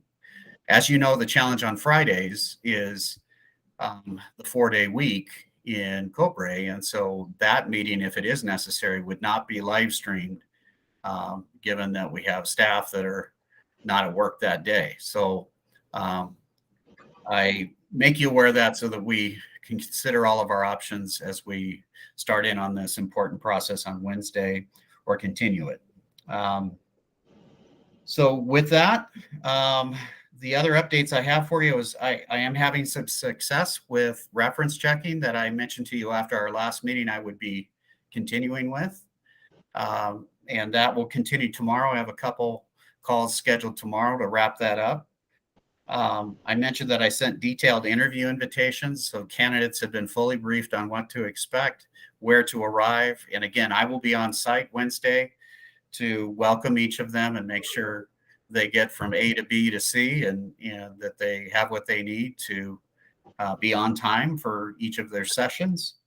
I'm slowly getting a couple more districts to respond to my salary information. And I know board member Guadiana was actually going to be in the Hatch area and maybe see what he could do to get them to respond. So I welcome that if you have any luck. Not yet. Okay. And then contract negotiations. I know the president and board member Murillo had agreed to be the two representatives of the board in negotiating a contract. And so I stand ready to provide you with any assistance you need. And it would be important at this point, if the two of you have not met yet, to discuss what your steps would be to get that scheduled. If you would like me to join you for an organizational conversation, I am happy to do that and share with you what other board negotiators have done in the past to kind of initiate the negotiations process. That's what I have. Are there any questions? Yes, I have a question. On that day for the interviews, are you going to be the one that tells the public that they're there to listen? Or is it going to be our president's doing? Certainly, I'm happy to put that added statement in our presentation, or, you know, I certainly, if the Toy, if that's something you want to share as part of your introduction, I absolutely defer to you and respect that strategy as well. So whatever you decide, we can make that happen. The other part of the question that I had is, maybe we don't need to even mention it at this time, but I'm going to, the importance of, for all of us to ask the same question to each candidate, and that's it, no other comment or anything, right? For the most part, that is right. I will say that it is okay. Let's say a candidate gave a very, very brief response to a question, and let's say the question asked for an example or two and they did not provide one. It is perfectly fine for that board member to say, again, after the candidate's given a short answer, can you think of an example or two you could share with us? And some would argue that that might be giving a candidate a second chance. But again, I think as long as you follow that protocol for any other candidate who might give a short response, then it is a consistent approach. And that part I know is legal. What you don't want to do is, on a question about finance, for example, ask a follow-up question about athletics. That's not okay. You got to stay within the topic area of the question that you're asking. I'm glad you brought that up. It's an important clarification. Thank you. And along with that clarification is one that we could ask for if there's something given that isn't clear to us to what exactly he's talking about. We could further ask for clarification on the response. Yeah, another good question. Thank you. So occasionally educators will, and Director Murillo can appreciate this, they might answer a question by using an acronym or the name of a program. And as some board members might not know what that is. So a clarifying question, can you tell me what MTSS means? You know, that would be an appropriate follow-up question. And there might be other board members who are wondering. So to seek clarity on what the candidate said to you is fine. The only caution I would give you is that you do have a finite amount of time. So it is important to limit follow-up questions. So you give the candidate every opportunity to answer all the questions. Does that make sense? And the agendas are in your packet for Wednesday's meeting with the order of the interviews and the times. And also in your packet is an agenda for Friday, should we need to have that meeting. I have one more question. On the action item, we have selection of superintendent effective July 1st, 2022. We had talked about if it were available, that if the candidate is available, that we perhaps start earlier, and there would be some overlap with the existing. So can we take out the part 20? I don't know how that came up to be part of the agenda. Yeah, it's another good question. Thank you. The customary annual contract starts on July 1st and ends on June 30th. That's why the date is shown that way. It is very common to have a separate and supplemental contract later as you negotiate with a candidate to find out, are they available to start sooner? And so typically what I see school boards do is if the candidate says, yes, I could start in late May, then you work with your attorney to develop a separate supplemental contract for whatever date in May through June 30th. So it's a short window, and you capture the terms of what that contract would be, and you take separate action on that. That's typically what I see boards do. Why wouldn't it be one action? If we left this open to be selection of superintendent and determination of effective date of contract, contingent on the negotiations. You certainly could. What we advertise to candidates is that the start date would be July 1. And so if you don't put any date in at all, and that's negotiable, then certainly you could negotiate that. And whenever a board member wants to make a motion, you have the authority to make whatever motion you want. If it's on the agenda, that, and I may be mistaken, if it's on the agenda, isn't it fixed to that? Or is it something that we could amend and say? At this point, you can't, because it would be 72 hours in advance. So in order to have the meeting Wednesday, the agenda would have to stay as is. It would have had to been posted on Friday of last week. So if we took it out, well, if we don't take any action on it, we send out now that on Friday's agenda, it would be stated that way. I don't see why the overlap when Joyce will be right here to work with. Or as Mr. Bash said, you do an addendum contract for the remainder of this year. Yeah. It's still, like you said, that's still negotiable. Yeah, I see a number of advantages to have them both here for that transition. So if it is that we can do the addendum, then that's fine. I was just wanting to see if we could avoid having to do that just by not restricting the contract to be effective on July.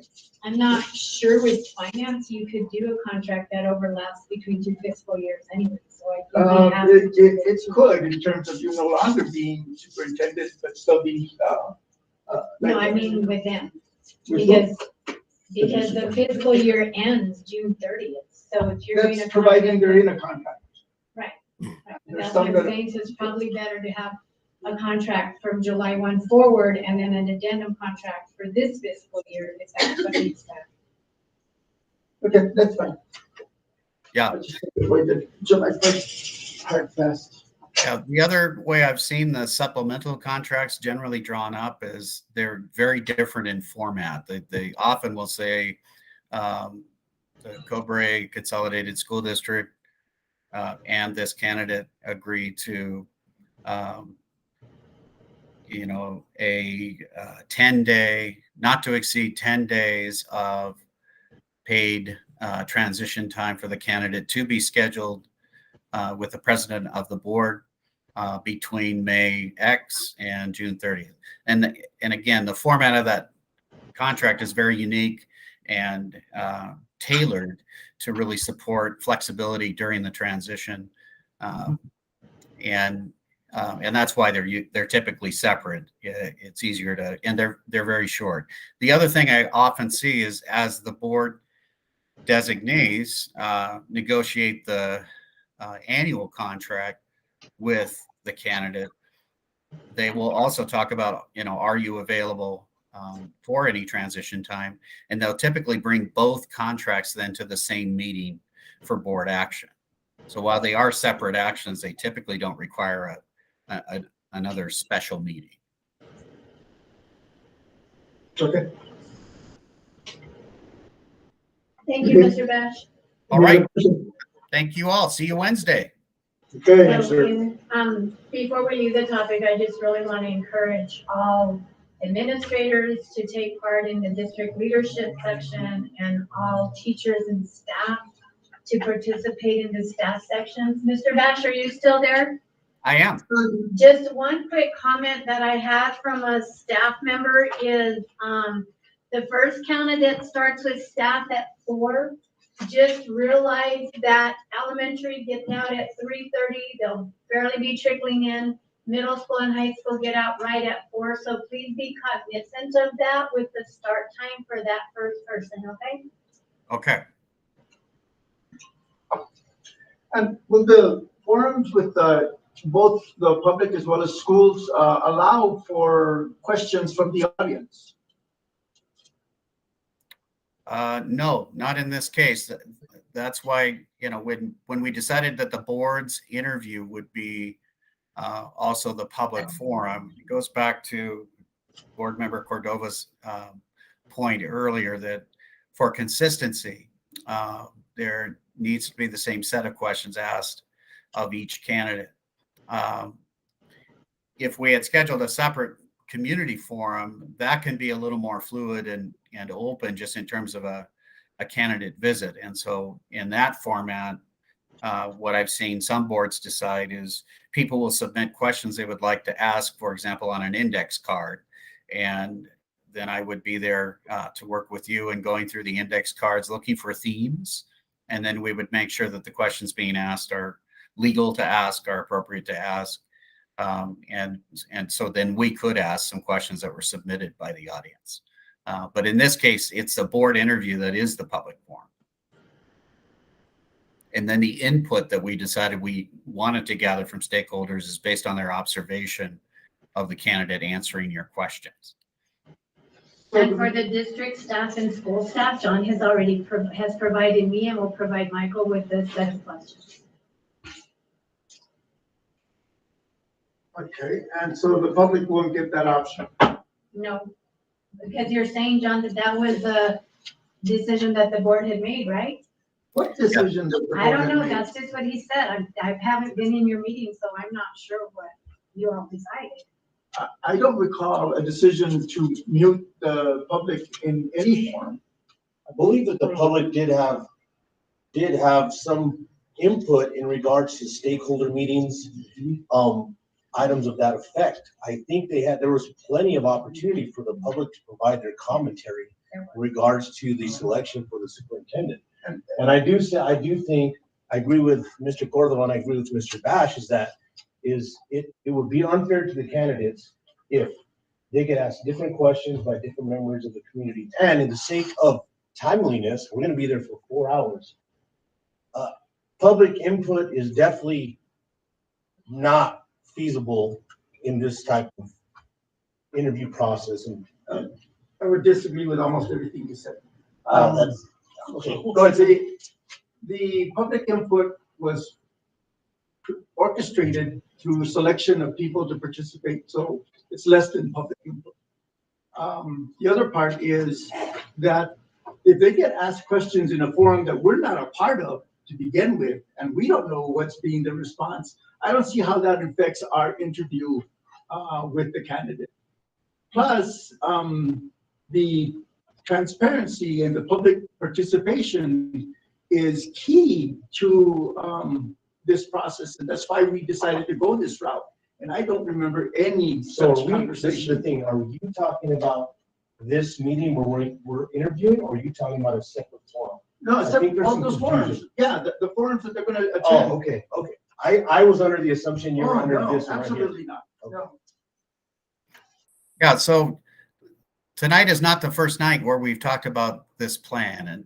And so at this point, what I have to review is what Board Member Molina just shared, and that is the process we bring to you begins with a significant community engagement component. That included focused listening sessions with individuals and groups that you recommended to us, as well as an open public survey for any stakeholders who wanted to participate in that. All of that input then was folded into that leadership profile report that I presented to you, which also helped drive then the interview questions the board wants to ask, as well as the interview questions that staff, both district staff and school level staff, will be asking.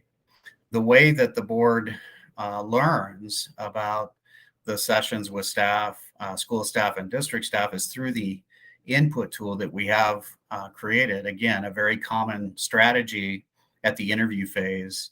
And I'm not saying that community forums that are more open in nature haven't been part of some processes. But in this case, as we spoke to one another about the plan for this particular process, I know the conversation regarding the interviews being public was explicitly discussed at length with all 5 of you.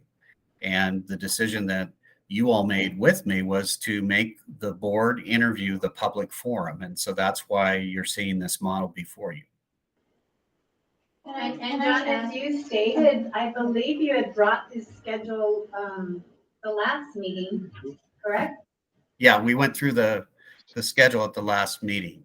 But in fairness, if some of you assumed that the public forum meant something other than the board interview, I apologize for that confusion, but I thought we were clear multiple times, because I do recall some of you having concerns about the board interview being public.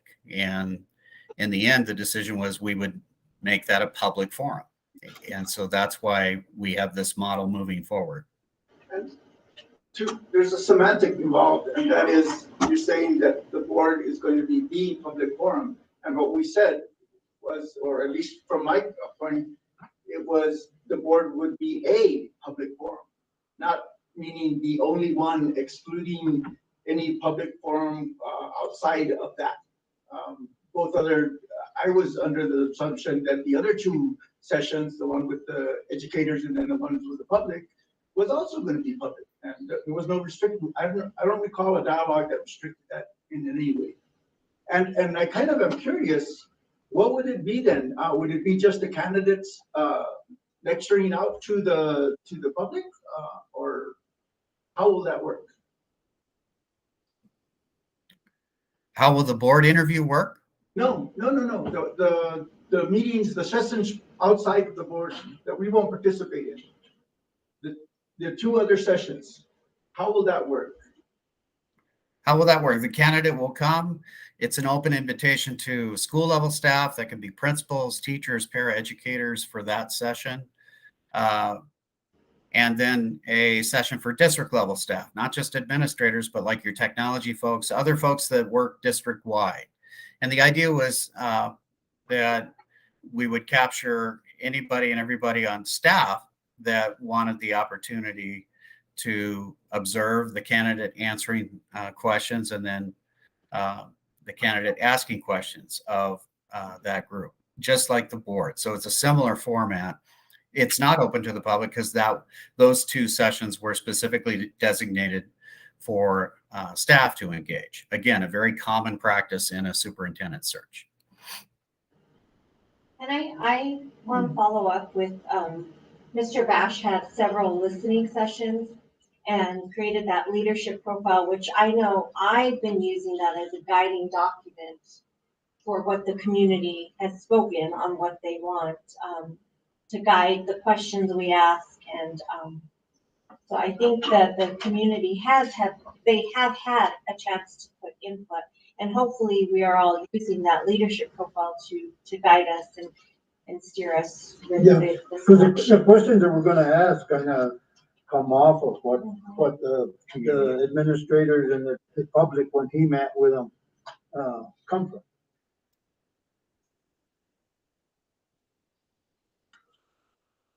I'm sorry, was there a question? No, No. just a comment. Just a comment that a lot of the questions that we're going to ask came from your meetings with the administrators and the general public that you met with. Exactly. And as a board, you spent some time together making sure we would cover several different topics as part of the question set candidates will be faced with. And so the public portion is for folks to listen carefully to how the candidates respond to you, and then give their input on what they felt about how they responded. Not just their answers, but how they presented themselves, anything else that comes to mind. The input form is very simple. It's, what do you believe to be the strengths of this candidate? What questions or concerns do you have about this candidate? And that way we're not leading them. It's not a multiple choice. It truly is whatever comes to their mind. And John, just to clarify, so I can send out a clarifying email, the district team he said it's anybody who works across the district, across multiple schools. Because the room that we picked probably won't be big enough. We're probably gonna have to relook at that room again. Okay, yeah. Okay. Yeah, and since it's all at the high school, if there's a larger space, I think we can adapt to that pretty easily. At least get some signs up and maybe get some help directing people to the right place. Yeah. Okay, Thank you. thank you, sir. Thanks, sir. All right. Thank you. Next item, under unfinished business is exit interview update by Ms. Davis.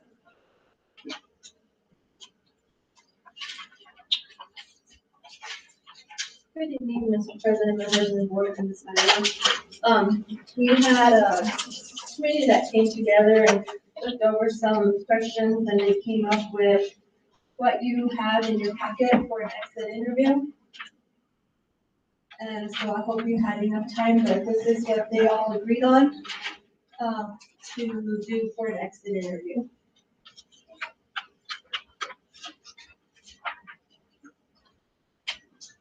And it's going to be applied to people that have already done this one? I don't know if I can get those people to do another one because they're already gone, but moving forward, I can have the people that are here to do an exit interview.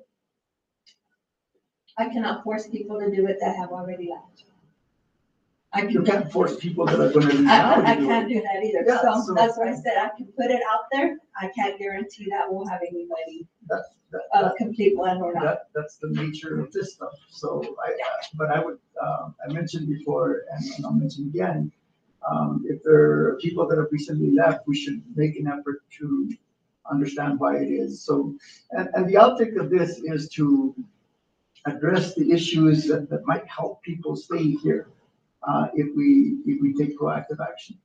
And so I'm sure there's a wealth of information that can be gathered from people that are interested. And they might be more interested to participate now that they've left and they feel insulated from any possible adverse action that may happen. So I would hope that you do try to make contact with the people that have left already. And will this be available, oh, I'm sorry. Concerted effort. Will this be available maybe as like a Google form? We'll be making it into a Google form. Because I was thinking if it's available on the website and an employee has left, they could fill it out with their name, right? So you know they were employed here at whatever time, so that the superintendent could get more, get some input. It will be made into a Google Doc. We will be having it out there for them so they can either do it there or when they come to my office, when they do exit, they can do it on paper too, either way. So that's how we plan to fill it out. Okay. And I really appreciate this questionnaire. I think it covers a lot of ground, and I really appreciate yourself and the committee for putting it together. Yes, the committee I have to thank because they had homework prior to meeting and they really went through all the questions and they really gave some wonderful input, and I think we could have had all 27 plus questions on here, but they really honed in on what was important and made a combination on some of them to make them into one, but they worked really hard on really coming up with something. So I really thank the committee for that. So any other questions on this?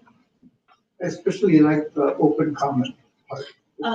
We did want that, because I know when you get yes and no's, you don't have information. So I know the two top ones kind of give you a little bit of information, but it's still a lot of choices there. But then moving forward, they're all open-ended because we did want to have some comments on there other than a yes and no. And then also in your packet, you will find a response from John Kennedy. And you guys had asked for a response on why. And this was his response, and there was actually 2 emails that were sent, so it is in your packet for you to review on his response and why we're not able to share information. Any other questions? Thank you. Thank you, Ms. Davis. Great job. So the barrier for sharing that information is not having the employee's consent. Can we add a section to the survey that would note the consent? I would strongly suggest to read the whole thing. I can ask Mr. Kennedy, but again, I think you need to read the whole response that he gave on the 2 pages. Okay? Thank you. Thank you. On the board retreat, I did get an email from, or a phone call from Ms. Rendon. She's not able to keep the April 30th date. She's given some alternative choices on date. She's recommending possibly the evening of May 3rd, which is a Tuesday,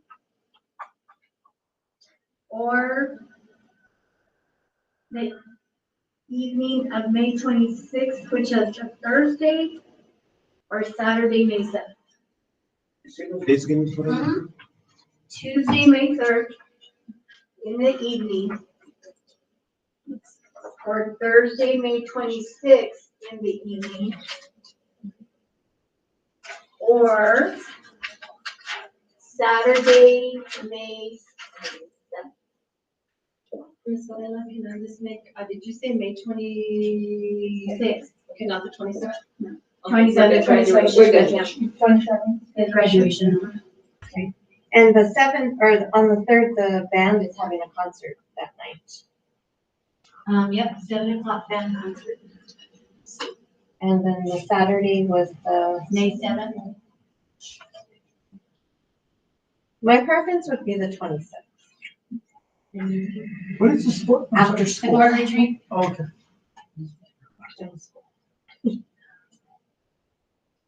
So I just need a date from you all so I can confirm with her, so she can put it on her schedule. The 26th or 7th, because I really would like to attend the band concert on that day. The 26th is good for me, just with a caveat that with what I currently do, I possibly may not be here, so I will try as hard as I can. I'm good with the 26th too. 26th, 5 o'clock. Well, I'll be done with school, so. Granted, what's the earliest you'd be able to meet? I can meet earlier, I just have to take annual leave is all. So We don't want to if do we that. can do 5, that'd be great. Yeah. If they want to do it earlier, that's fine, but We don't want you. rather prefer not to take it. Okay, Please. all right, so the 26th, okay. All right, so next thing is, the strategic plan. Mr. Chavez was not able to make it on the 2nd, as we had originally scheduled. He's proposing May 31st, which is a Tuesday, 6 to 9 again. That work for everybody? All right, I will contact both of them. Purchase orders have already been done and submitted Before to. the lock conference, you know? Oh, you know what? No. Well, yeah, Yeah. well, no, because law conference is 2, 3, and 4, so we probably leave on the 1st, correct? Yeah, so we probably leave on Wednesday, so the strategic plan is Tuesday, because I did look at that. What day again, man? What was it It'd be again? on Tuesday the 31st, from 6 to 9. So that's changing from the 2nd. From May 2nd, so on your calendars, cancel the board retreat, which was on April 30th, so take that off. It would have been this Saturday, and then take off the May 2nd strategic plan. And just a reminder that a couple of meetings ago, I had given you, a sheet, if there's anybody specific that you want invited to be part of the strategic plan, that you give me those forms back so that I can, get those letters out to the people to participate as part of the strategic plan. Could you resend us those forms? Was it a paper form or a digital It's, form? I think I may have just on paper. I mean, I'm sure I could find it, it's by this file.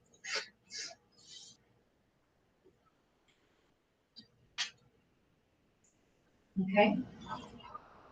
And then, at the last meeting, I know that, 4 of you had signed up for the NMSBA. I know we talked about recorded sessions, not being able to access sessions, but I don't know if anybody at this point has been able to access any and wants to give a report on that. I can. So with our, with the online access, what we paid for, we have access to 24 on-demand sessions, and we had access to only three live sessions, 2 of which were recorded. Those on-demand sessions will be available to July 33rd. So, we have a kind of nice because we can watch them at our own time.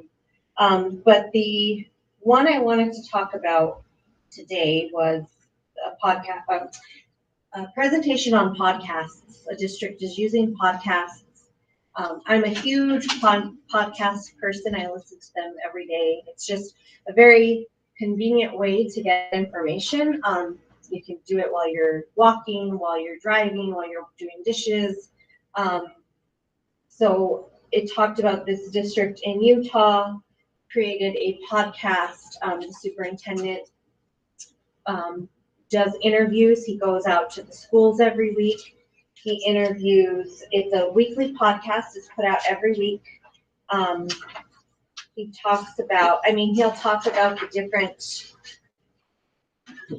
there's different types of podcasts he'll do, such as like information. He'll give out information on processes within the district so that the community can better understand procedures that go on. He'll interview students in the different programs they're in so that the community is aware of different programs, because we have a lot of stuff going on in our schools, and it's a nice way to put it out there. And he also talked about how it allowed him as superintendent to get out there and meet students and meet people. And I really liked this approach to making the connections, because podcasts are a way that a lot of people get information nowadays. And it's fairly easy to make a podcast. You need a good microphone. There's a lot of platforms out there to create podcasts. I know I created a podcast when we went to online teaching. Very briefly, I was reading a book to my students, and it was pretty easy. So I just liked that idea. And I know we have some students at the high school doing some sort of tech class. Maybe if this isn't something, you could even have school board members do it. You could have hosts, co-hosts, revolving hosts. And yeah, I just really liked this presentation. So it was called The Power of Podcasting. You guys, when you log in, you can listen to that one, and then they have all the materials as well available. How do you spell that? Podcast? Podcast, it's Podcast. And I was listening to one of their podcasts. So their podcast is called Supercast, the Jordan podcast. I was listening to one on the way home, and they were interviewing a teacher, a student, and a parent, and how a writing assignment really changed the life of this student. And he was struggling. This one journal prompt really brought him out of his shell, and just how it changed his life. And I thought that was really powerful to listen to. I have a comment on that, Mr. President. So I think that's a great idea. Because podcasts, I listen to podcasts too. I listen to them when I'm driving, running. You can listen to them whenever, and you can archive them so you can listen to it. You don't have to listen to it right then and there. You can go back and listen to it. It's basically just a speech that's on your phone or your iPad or something. And I think it'd be great to do that, and then to involve those tech students so they can get experience on it, because that's really the way the world is moving. All these kids, I say kids like I'm an old guy, but they listen to everything's on their phone. They're mini computers, and so if you can put a podcast on there where they can at least maybe listen to what the superintendent says, or even the principals, or an interview, or even like something instructional. That would be Yeah, and I talked about that, how, 10-minute podcast, I will easily listen to a 10-minute podcast driving to work versus sitting down and reading an email with that same information. I'm less likely to do that. So just the ease of access. Okay. Any other one? Move this to finance. Okay, finance, financial subcommittee report review. Okay, well, we covered a lot today with, let me pull up my notes, with Ms. Holguin. So at the finance meeting on April 20th, we talked about the bars that we presented today, the salary adjustments, the idea B, review of bills. So we kind of covered it all today, but Mr. President, Mr. Esqueda is also a finance committee member, and I don't know, can we allow him to add anything if you would like? You got anything to say on Oh, the financial subcommittee? Mr. Board President, members of the board, I think Ms. Leo pretty much covered it all. Again, a lot of what was discussed today and voted on. We did have a pretty lengthy meeting. I think our last two meetings have gone, our meeting last week went a little bit over 2 hours, or about 2 hours. So, we did have plenty of discussion.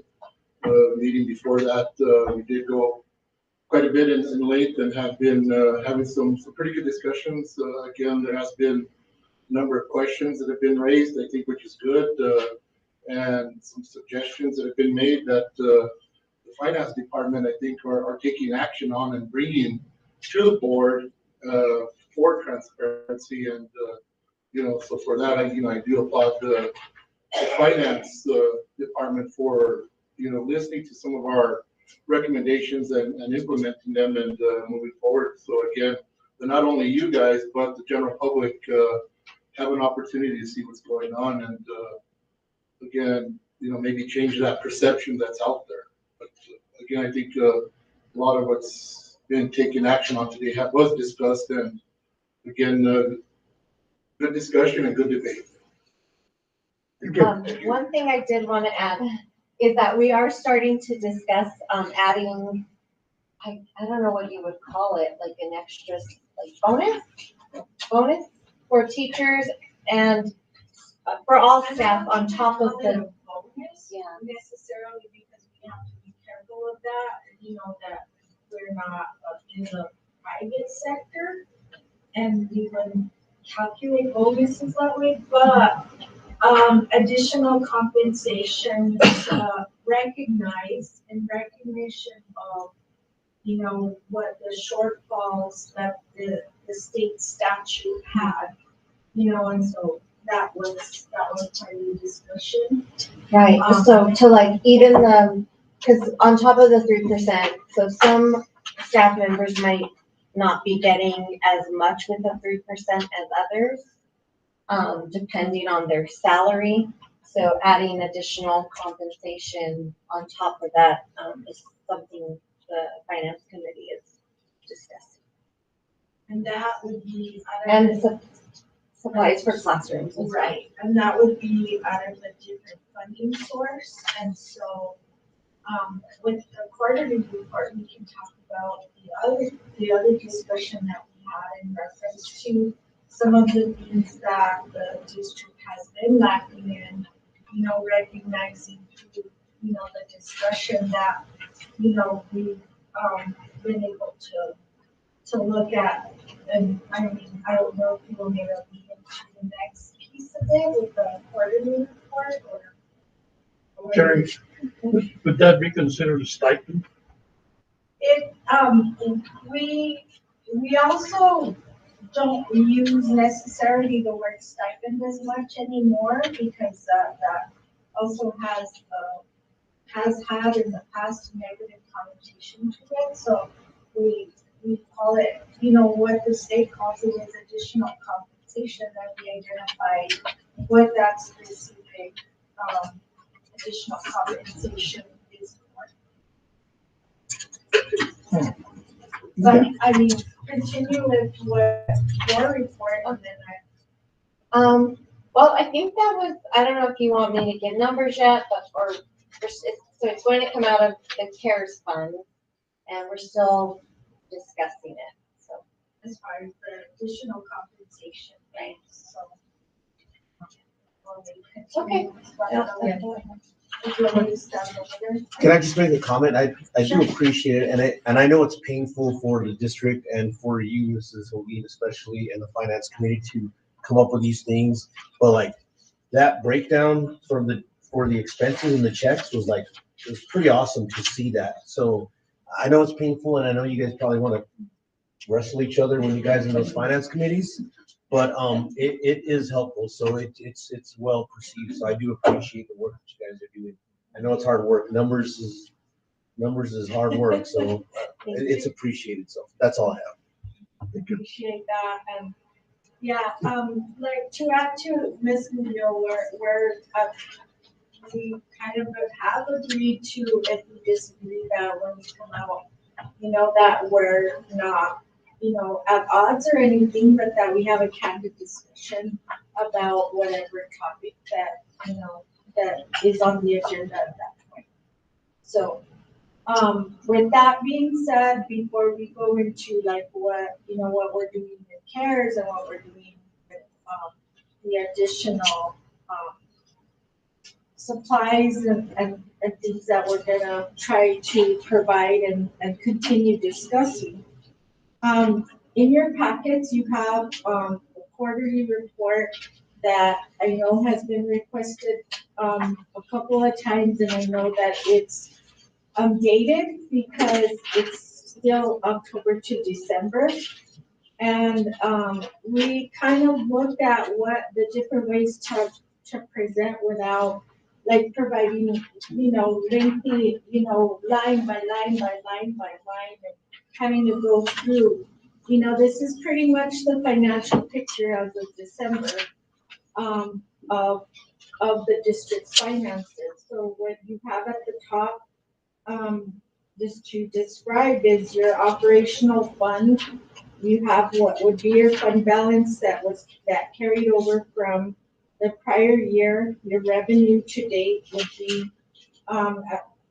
as of December 2021, your expenditures as of 2021 to get your current cash balance, and then you reconcile it against your cash balance at that point. Any due fronts, anything due to payroll that might have got adjusted in payroll, if we had to move part of an expenditure that may have hit, the wrong fund or the wrong line item, for whatever reason we had to make the adjustments, that would have been outstanding at this point. As we discussed in finance, that should clear out by the next quarter. And so in the next quarter, you wouldn't see that, the journal entries would be done at that point, and, we would get that corrected. So your adjusted cash balance should match your fund balance, obviously. And so there you go.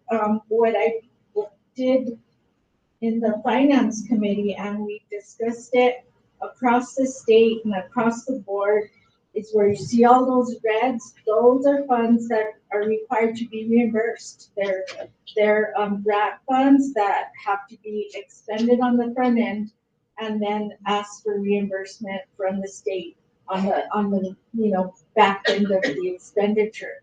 So one thing that we have to be cognizant of is carrying sufficient cash balance to be able to fund those those funds that are in the deficit at the time. I'd like to point out that, if you look on this report as of December, in CLSD, we were owed already $609,000 from the state, and to date we haven't received that. And we've contacted the state, multiple times. There were some things that needed to be adjusted or provide additional information, which they didn't request at the time, and but the district has a very short time frame to provide back that information if they have questions on that. So, we have provided all the information that they need, but for some reason it's stuck. And we're not sure, you know, but there's a lot of that at statewide. And so their departments were very shorthanded at one point. As of that point, they were shorthanded, and, you know, they've hired new people and new staff, but they just haven't caught up with the districts, especially smaller districts that don't have that kind of cash flow to be able to be covering, you know, $600,000 in one grant, you know, that is not coming back in, and trying to make payroll from that same grant, you know, over and over. Because CLSD, we're carrying coaches and interventionists, you know, so we have to make payroll out of that grant on a month, you know, on a bi-weekly basis. So twice a month, we've got to make payroll on that. So if we can't make payroll, we have to make sure that we have sufficient funds in operational to make sure that we can make that payroll, and then that goes back into, and those are, you know, due from, you know, within those funds. So, yeah, I just wanted to point out that, you know, we are carrying some negative cash balances in those funds, and that is because they are on a reimbursement basis. So, you know, you look at the bottom line as far as what owed back to the district is $1.2 million, you know, overall. So when you look at your operational budget carrying most of that, you know, you have $1.8 million, but do we really?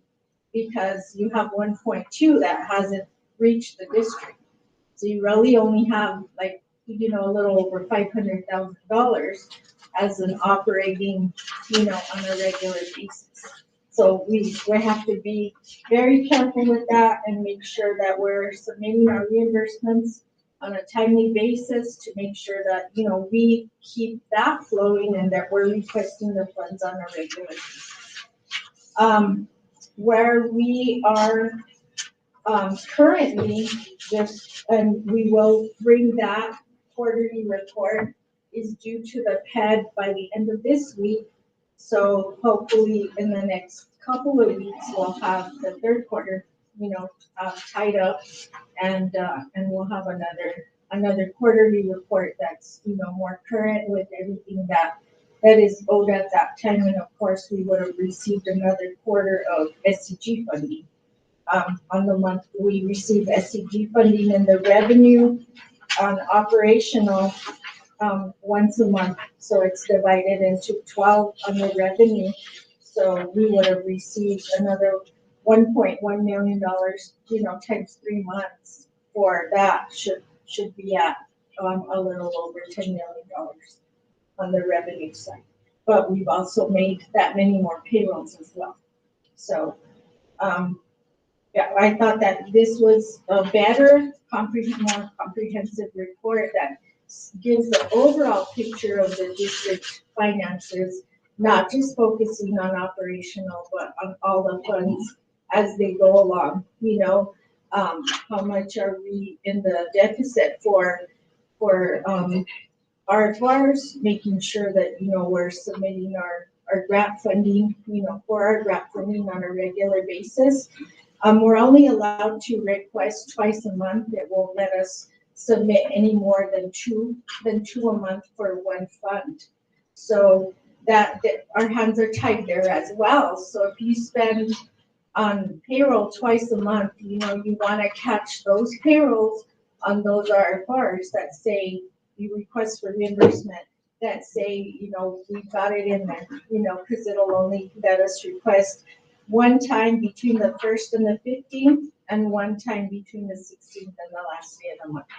So that's the only time that we can request reimbursement to the state.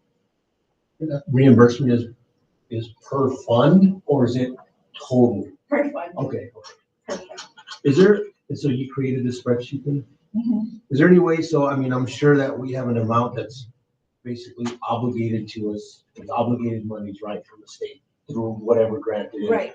Is there any way, you know, if someone's just looking at this, they're thinking, oh man, we're $1.3 million in the hole right now, not knowing that we have obligated funds that are due to us, we just have to file invoices for them. Well, those are, the 1.2 is what's due to us. The 2.8 right above it is actually what we have Okay, gotcha. overall. Okay, all right, Okay. that I understand it. So allocated or obligated to us, is The the 2.8, okay, and yeah, then, all so right, the deficit on that would be only from the Fed funds. okay, all right. Okay.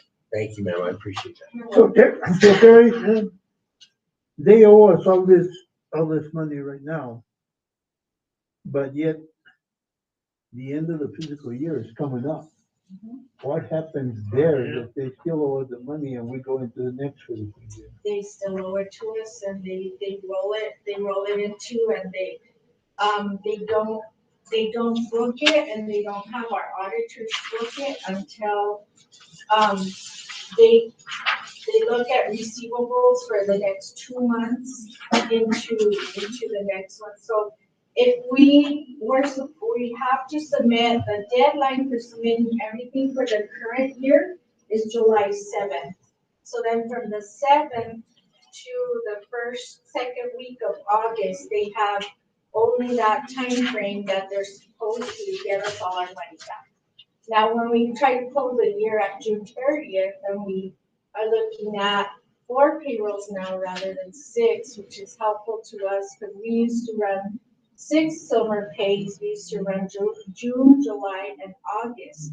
But with what we did this year is because the teachers start earlier and IAs start earlier, we decided that it would be beneficial to go ahead and pay August out instead of making everybody wait till September 10th to get paid for the first time on those 9-month contracts. So what we started doing is we paid the first, for the 9-month contract people, we paid them August 10th. And so that was a payroll, 2 payrolls that were done that hadn't been done before. And they had been done like on the tail end. So August was always the tail end of their 9-month contract for their summer pays. But now the way we did it is they're gonna have 4 pays, which for the district is gonna kind of balance it out a little bit. So we don't have 6 payrolls that we have to produce in June. So it's gonna help just a little bit, but we have to carry it with operational. So we have to have sufficient cash balance in operational to make those pays.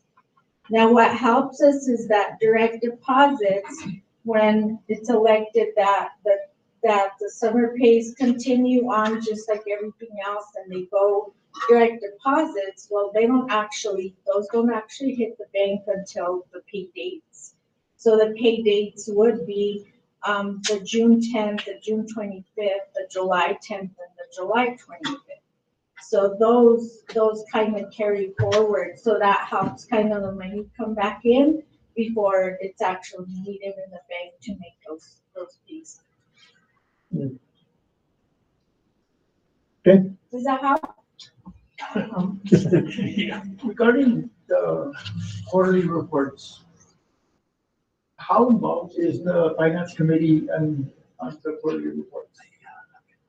Do they get the line items?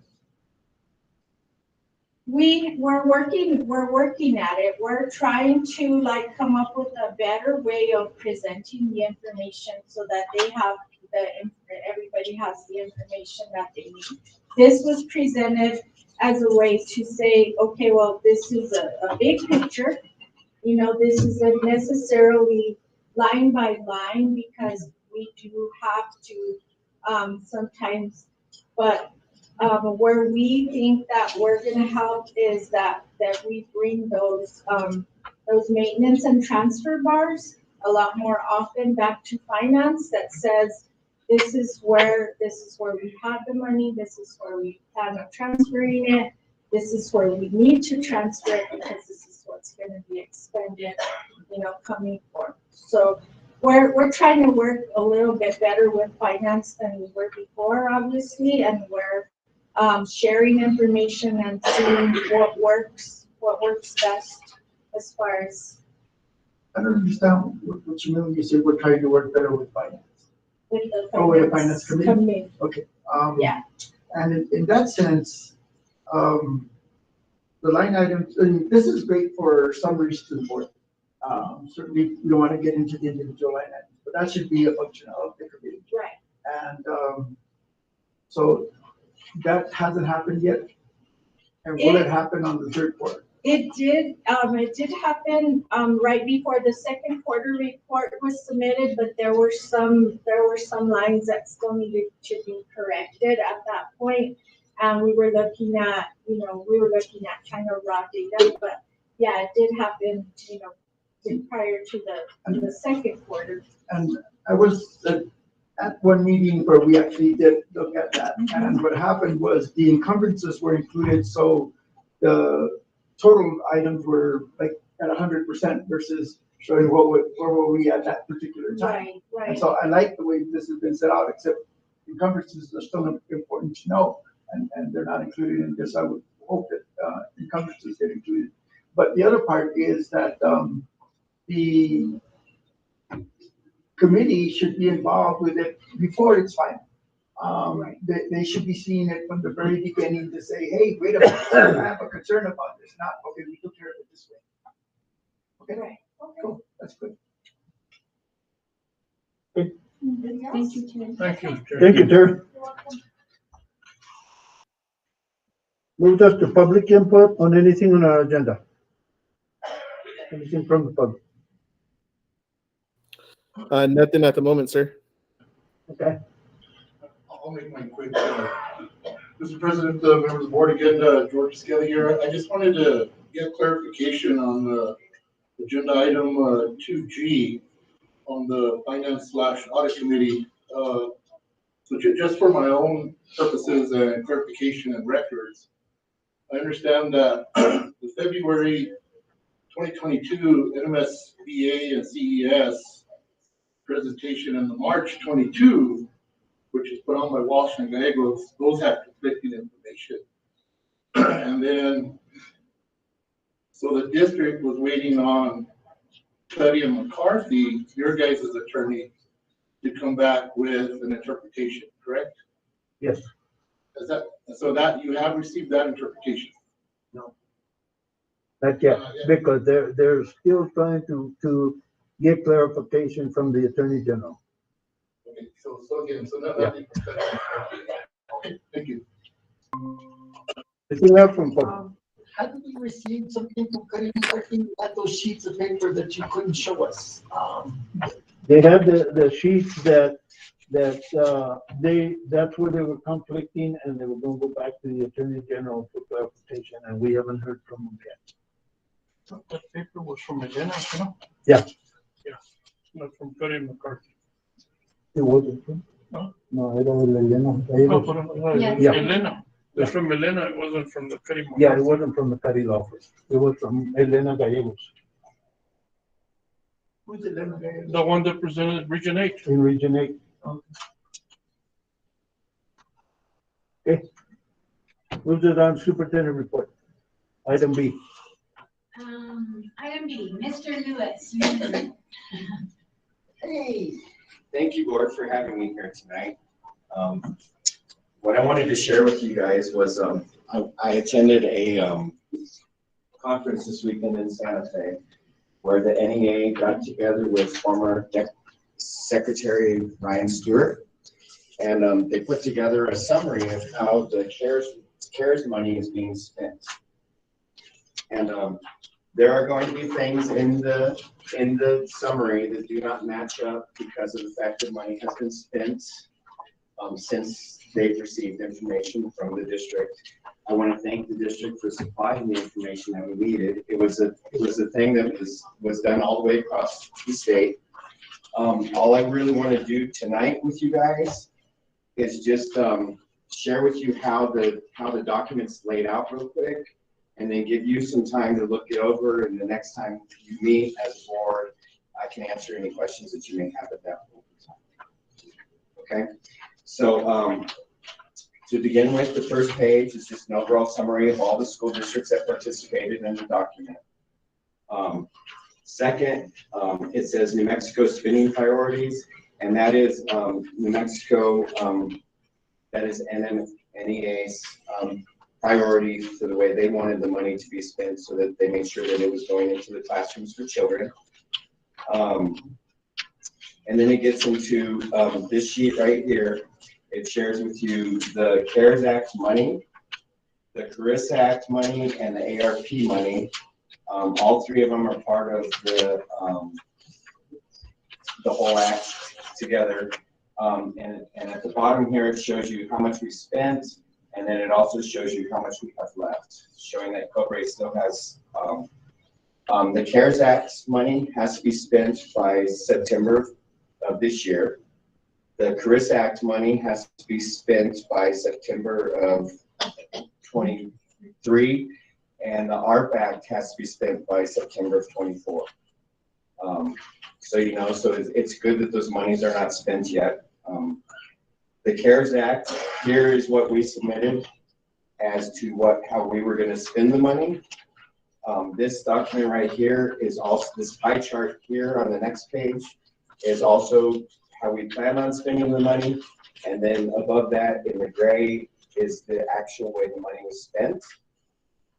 The CARIS Act, again, planned expenditures, and then actual expenditures on the next page. And then finally, the ARP Act has the planned expenditures again. And it talks about our meaningful consultation that the union had with you guys concerning this money and how it was going to go. This page right here with the green is the priority areas that New Mexico, NEA New Mexico has identified for spending the money.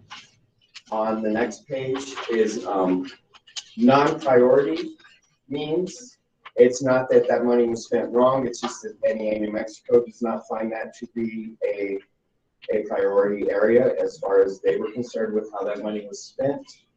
And then at the bottom of that, you'll see there are 4 questions that Secretary Ryan Stewart gave to us that are questions that he had concerning these documents on addressing how it was that you guys can have the time to look over and hopefully provide answers for those. And then at the back is an appendix defining like what all the terms are in the document.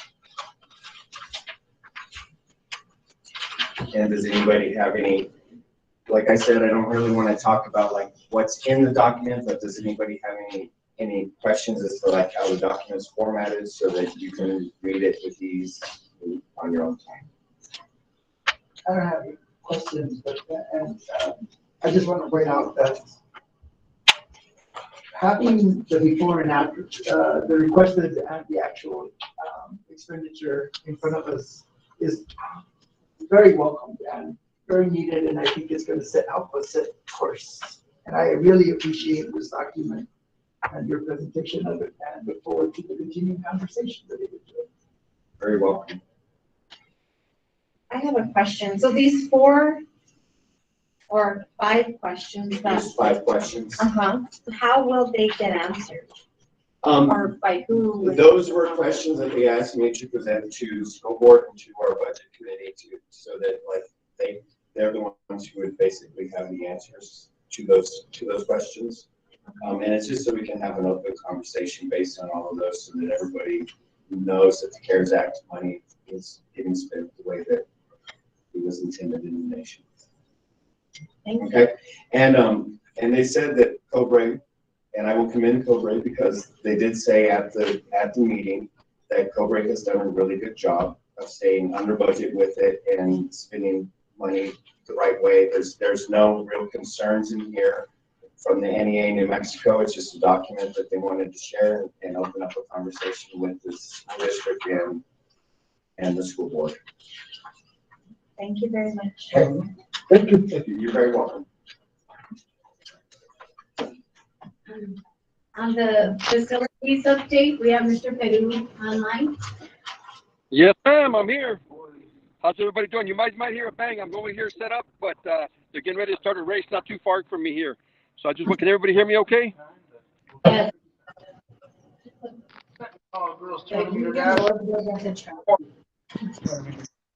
Can everybody hear me okay? Yes, that's better.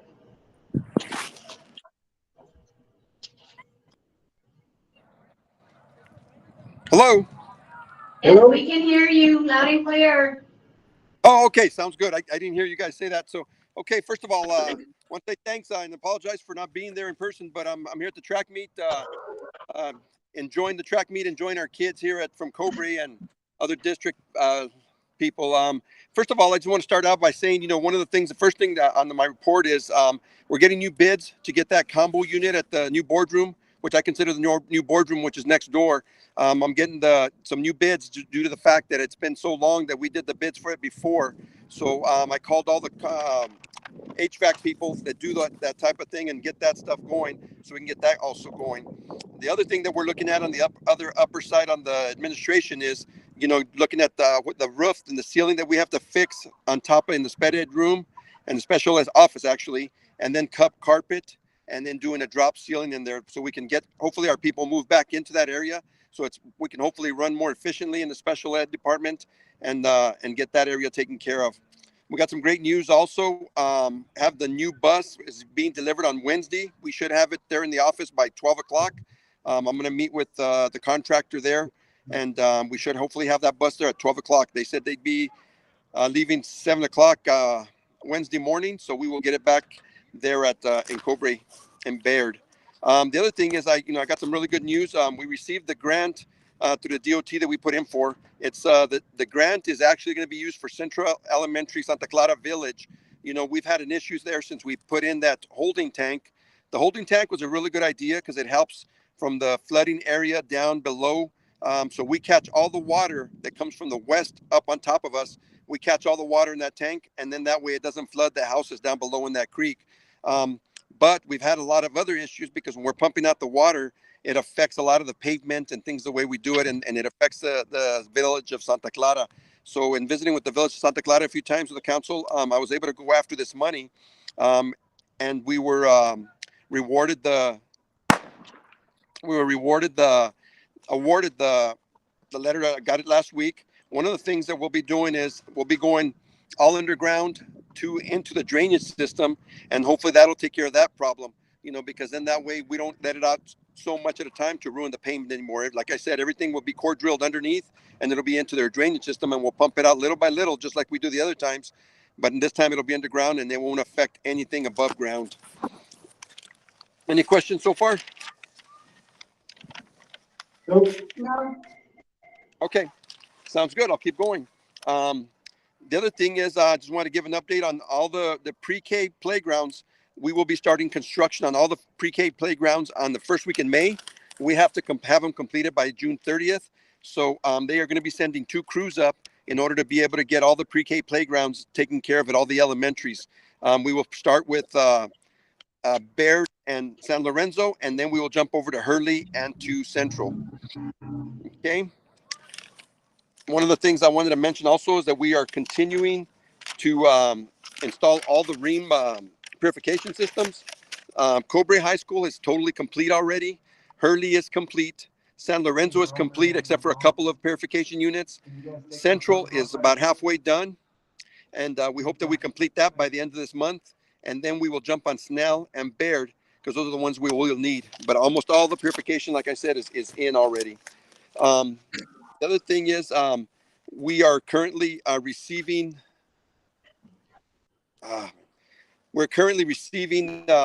proposals for the core drilling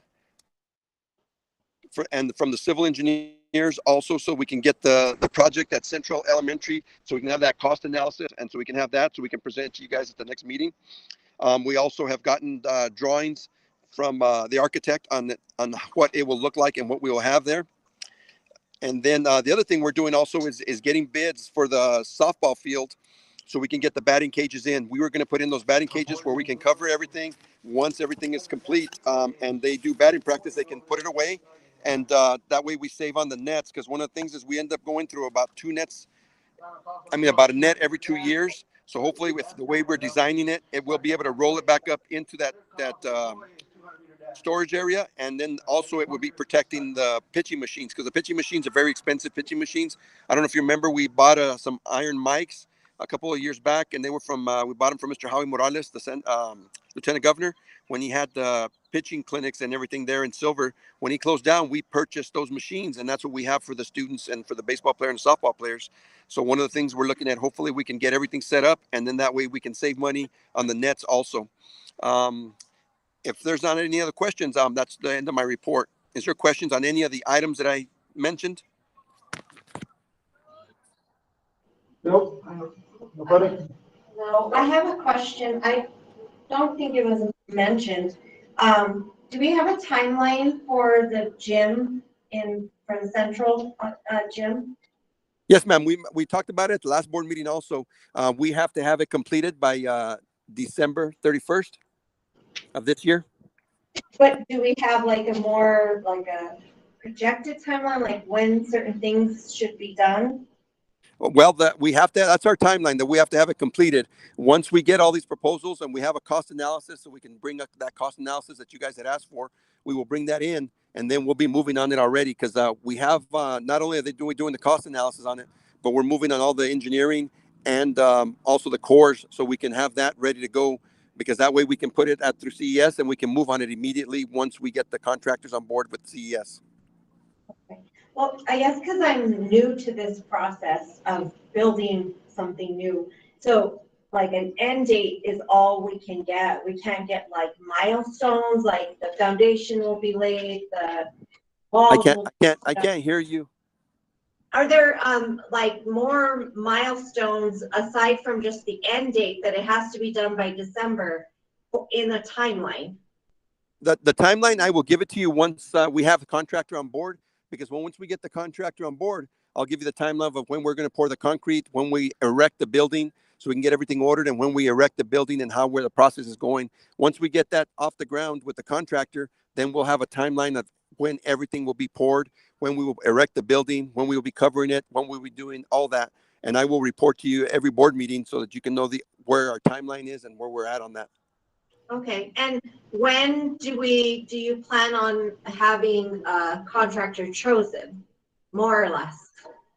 As soon as we get this cost analysis in and we get the proposals and we get the drilling, we will move on the contractor. So I'm hoping that by the next board meeting, you will have a contractor on board. Okay, thank you. Okay, well, I'm not talking the next board meeting because that's Wednesday. So I'm looking at the regular board meeting, okay? Okay. I had a question as well. We saw the drawing. The drawing was presented to us, and the proximity of the gym was a concern to me. It seemed to be pretty distant. There'd be a walk.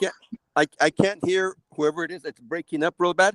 Can you just slow down a little bit, so hopefully it'll come through a little clearer? I'm getting an echo on my end. Okay. The last meeting we discussed the gym. We were given a drawing, and the drawing had the gym quite a ways away from the rest of the campus, which is something we were trying to avoid at the high school. Have we made a decision on where exactly? You're talking about core samples. Has there already been a decision as to where that building's going to be? Yes, that building will be where the track used to be at Central Elementary. I mentioned it in the last board meeting, and the reason it's there is because the size of the building, that's the only place on that campus with a more level ground area where we can actually do the building and do it a little quicker too. The Central Elementary staff and the PE teachers were excited about having it right there because it'll have a bathroom and have everything in that area. You know, there used to be a track, there was a football field and there was a track. It's not really that far from the. No, the area that I think everybody's thinking about is over there where the baseball field is, and the baseball field is too far away. That's where we're going to be working with Santa Clara Village on being able to get the playground equipment and do those type of things that'll help that side of the Santa Clara. About how far away would it be from the rest of the building? From the what? From the main part of the campus. It's across the, right there where, as you're coming down, you know, where the bus drop off is, it's just on the other side right there. Approximately how many feet, yards? I haven't measured it out, sir. I'll measure it for you if you want, and I can email it to you guys. I'll be back in district tomorrow morning, and I'll go down and measure how far it is across the road from there where we're going to put it if you'd like. Or where would you like me to measure from? Like the other, where we have the other gym? Is that where you'd like me to measure? Or from the end of the building? Which area would you like me to measure from? Just more of a rational idea as to how that supersedes proximity in terms of, okay, we're okay with kids running out there in the rain or the snow or whatever else instead of building it closer. I'm sure if it's raining or snowing or anything like that, that we could still use the multi-purpose room, but this will solve the issue of having the area that they need when we have the good weather, and you know, we should be okay, you know, because I know that they don't take them out when it's really raining and stuff like that. So I think we'll be okay, but I will get the measurement and I'll email it to all the board members tomorrow.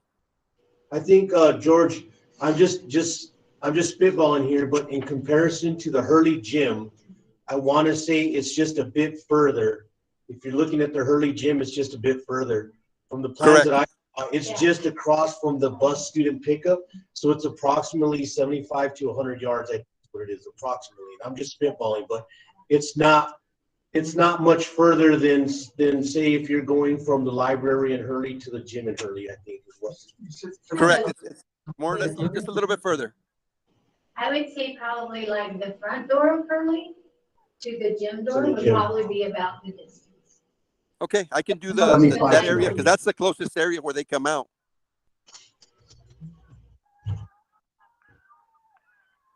Because you know it'll be the gymnasium is going to be set up a lot like how Hurley's is set up, you know, away from the building.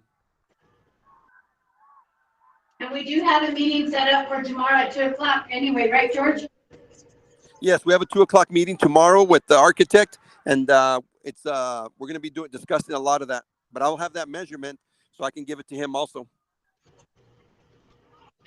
Thank you, George. You bet. No more questions? No, we're good. Thank you. Okay, thank you.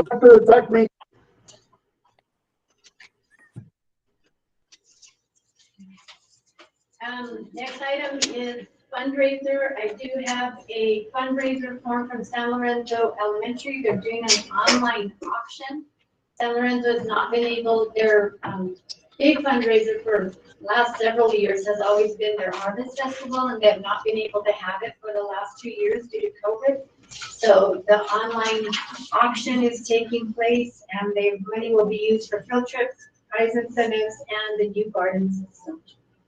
We also have the school law conference coming up June 2nd, 3rd, and 4th. We have reserved some rooms at Embassy Suites, but we have not registered anybody, so I need to know which board members are planning on attending so that we could get you registered. It'll be in Albuquerque. So Mr. Cordova, Ms. Murillo, the board with that? That I'll be assigned to a national incident for Okay, so you're a no. June and July, Okay, yes. so I'm just gonna put you a no. And then I'll need to ask Mr. Gladiano. Okay. So in your packet was just a preliminary agenda. It doesn't have a whole lot of information on there. The other thing is just a reminder, we do have a special board meeting this Wednesday, 5 o'clock. And then one more thing, we did have a conscious discipline training last week. It was sponsored by Senator Syed Hemphill. The training was it was a great training. It was really well received. So during break, I spoke with Mr. Hawkins. I spoke with Mr. Sherwood as well. And we would like to have one date where we bring the presenter back to present to all staff in all 3 places, so Silver District, Cobre District, and Aldo Leopold as well. And Ms. Senator Syed Hemphill will sponsor it.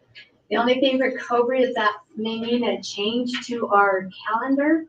So just giving the boards a heads up that we will go back to the calendar committee make sure that this is what we want to do as a district, and then we may have to revise one day of our calendar with the PD day, because we're really looking at August 8th would be the only date that we could schedule in for the conscious discipline training.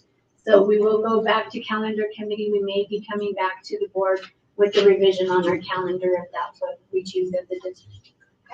Ms. Varela, will that be open? Is it just for the PD for the staff and the faculty, or because I wanted to make that training, but I wasn't able to because of a work conflict. So is it just going to be available to the staff? You know what? Let's find out, because we were thinking we have to have it at the Fine Arts Auditorium at Western. So let's find out what the seating capacity is up there. Let's find out what our how many of our staff, how many of their staff would be attending, and then we can see what seats we have available, so that maybe we can say X amount of parents from each district, but also, because I'd rather fill up the entire auditorium if we're bringing them in to be able to do that. So we will definitely look at that, including some parents as well. Can I say something about the training as well? So I did also attend the training, and I really enjoyed it. I attended as a teacher, and it's brain-based discipline, how the brain works, how the brain learns. But one thing I do want to say, you know, during the training, they talked about the different stages you're in, and being in the red, like survival mode. It's really hard for you to be your best self and do your best learning. I feel as a board and admin, we have to recognize that several of our teachers are in that red area right now. They're in survival mode.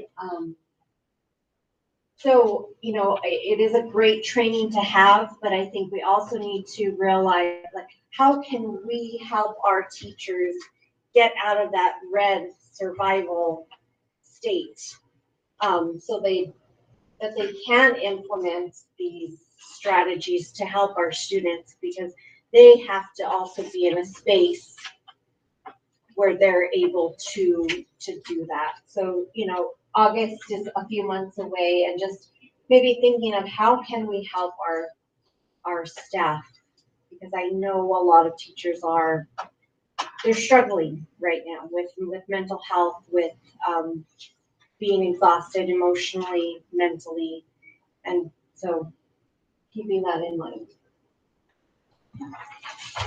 I'd like to point out, that is our job. That is our first and foremost job, is to create an environment where teachers and students can succeed.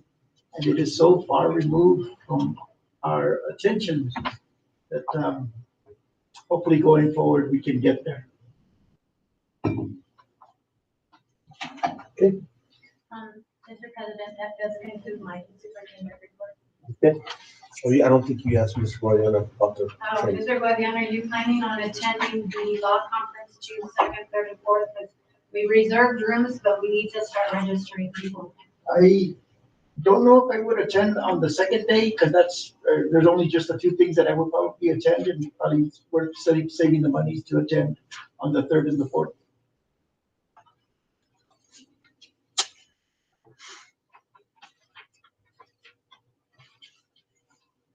Okay, this moves us to public input. This time, anything from the public? Yes, ma'am.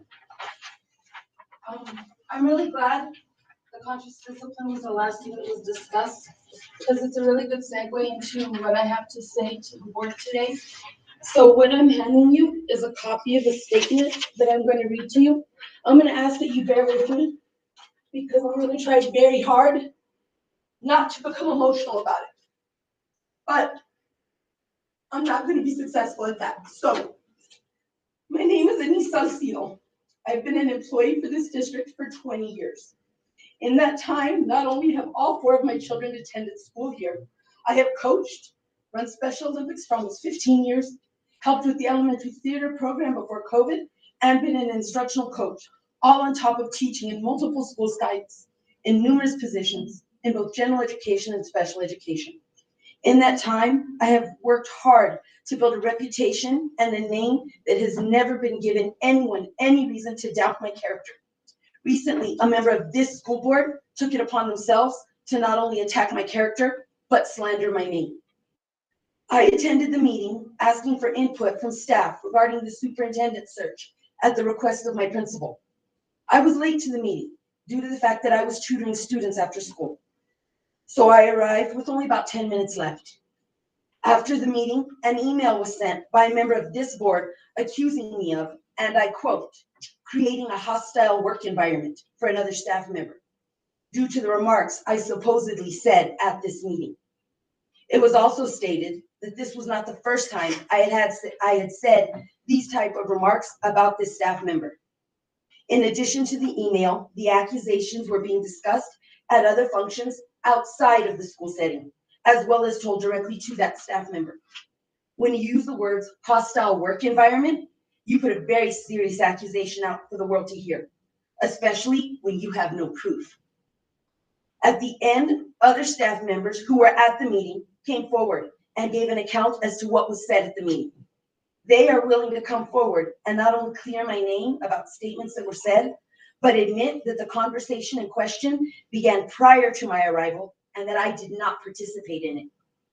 They offered to come and stand beside me today, but I didn't think that was necessary or should happen, since the meeting was supposed to have been a safe place for staff to voice their concerns without fear of being targeted for it. As we can see, that did not happen. For years, I have heard our district refer to it as the Cobre family. A family should support its members and treat its members with respect. I am sad to see that a member of our board does not see the value in that.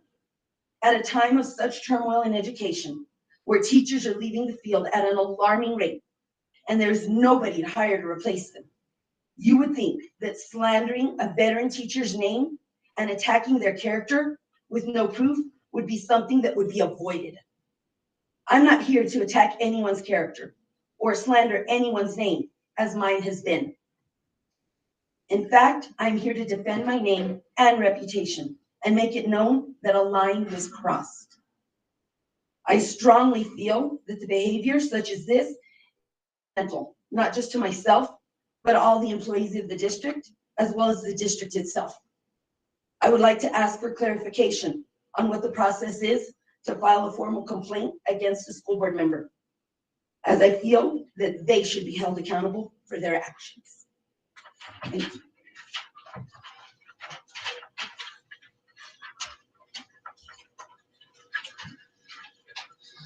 Thank you, Ms. Solis. Thank you. As far as the process, there's something that you probably need to get with Joyce and go that direction. Okay. Okay? Thank you. Thank you. Something, Mr. President. I'd like to Go ahead. I thank you for coming forth. And I know how hard it is, and I thank you for coming and sharing your concerns with us. And I advise you to talk to Joyce and do whatever else you need. Yes, ma'am. As well, Mrs. Salcido, I think it was intentional in the purpose of help those stakeholder and faculty meetings that we not be present. I think I remember specifically we were discussing that so staff can feel comfortable, and so that trust is kind of degraded. So hopefully we can build it back. I appreciate And that. I do understand it might take time. But I appreciate that. And I would hope that anybody out there would not be concerned of retaliation or anything coming before the board.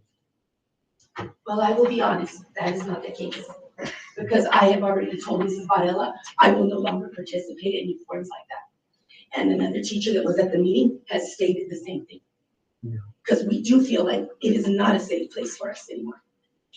Well, I would hope that it is. And like I say, I would hope that it's not something of retaliation because of coming to a board member or before the whole board. Okay? Thank you. And I would like to acknowledge the courage it takes and also have some empathy with what you've gone through. So I do hope it does end up with some reconciliation or understanding or rules of engagement, for the lack of a better term. But, thank you. Appreciate it. Thank you. Okay, we'll just do any other public information. Public. Victor, do you have anything? Daniel? No, ma'am, there's nothing else at the moment. Move us to number 8. Entertain a motion to go into executive session. I had some items for public input. I've asked for the spreadsheet for staff wages for a number of times and not getting it. Is that like not gonna happen or? No, you're talking about next year, we want to put out contracts for our staff before. No, I'm talking about for this year. And next year when it does become available and is ready for release.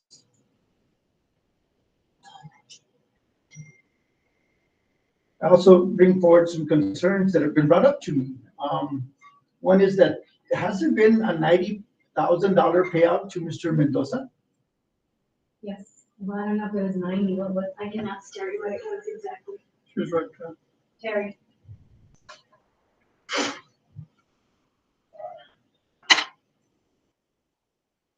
The payout for Mr. Mendoza, what was the amount? I'll have to look exactly,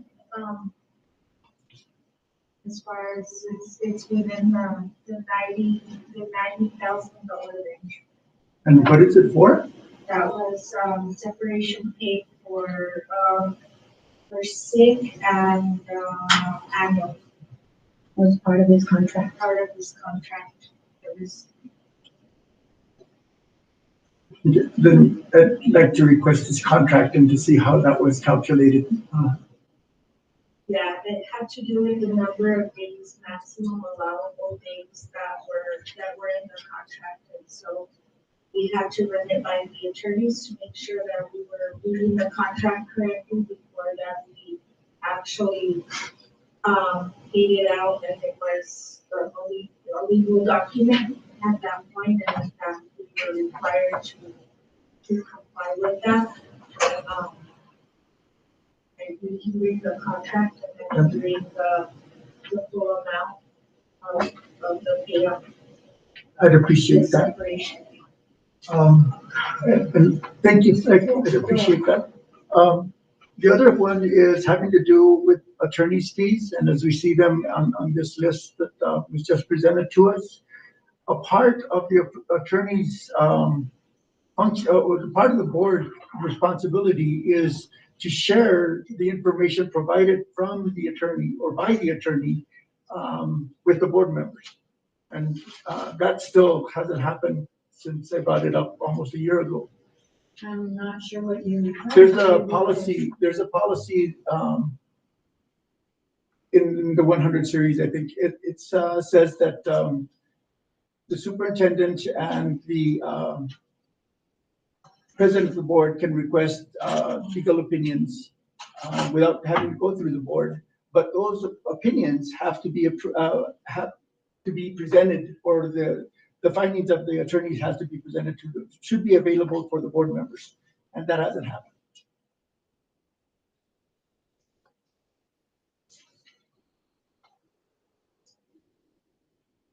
And so that would, I would hope that could come out in terms of an agenda item foregoing anything that has to do with litigation. But anyway, I would like to know, I would think the board should receive those opinions that have been requested, or the work that's been provided by attorney. I presented that in closed session. No, you presented the amount of money that was spent and the related item, but you never gave us anything in terms of what the product was that the attorney provided.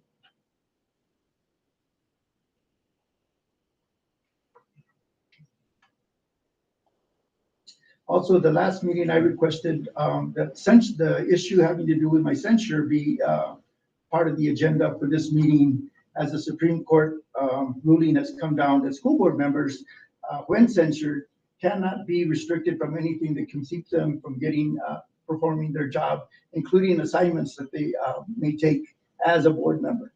And that hasn't made it yet to the agenda. There's an email from Wells Gallegos that details that,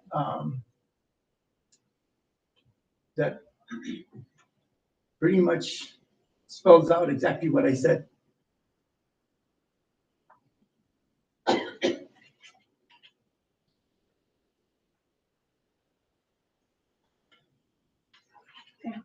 Okay. Okay. Motion to go into executive session. Motion by Mr. Guadiana, second? Second. Second by Mr. Molina. Take a roll call vote. Mr. Guadiana? Aye. Mr. Molina? Yes. Myself, yes. Mr. Cordova? Yes. Yes. Ms. Murillo? Yes. We're closed at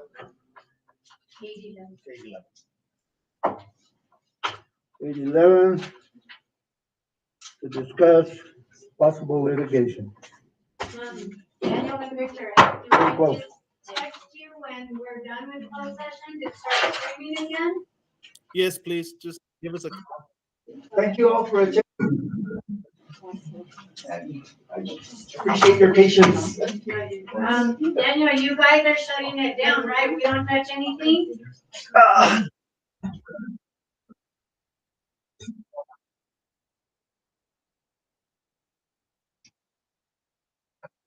So that blocks the sound as well?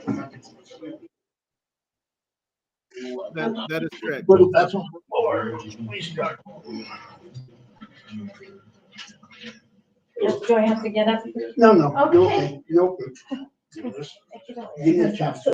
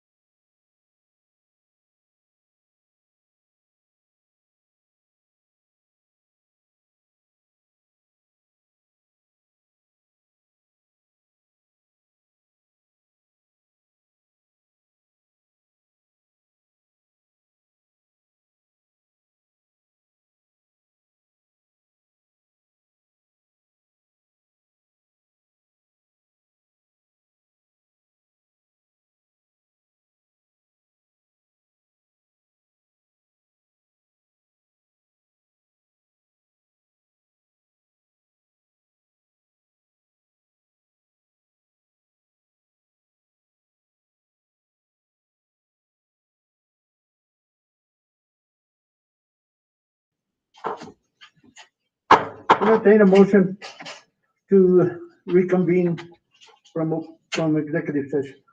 So move. Motion by Mr. Molina, second. Second. Second by Mr. Cordova. Take a roll call vote. Mr. Guadiana. Mr. Molina. Yes. Myself, yes. Mr. Cordova. Yes. Ms. Murillo. Yes. We're in open. It is 8:45. We went into executive at 8:11 to discuss possible litigation. No action was taken at that time. Items for next agenda. Mr. President? I was just gonna say, I have the minutes from the special meeting on April 20th.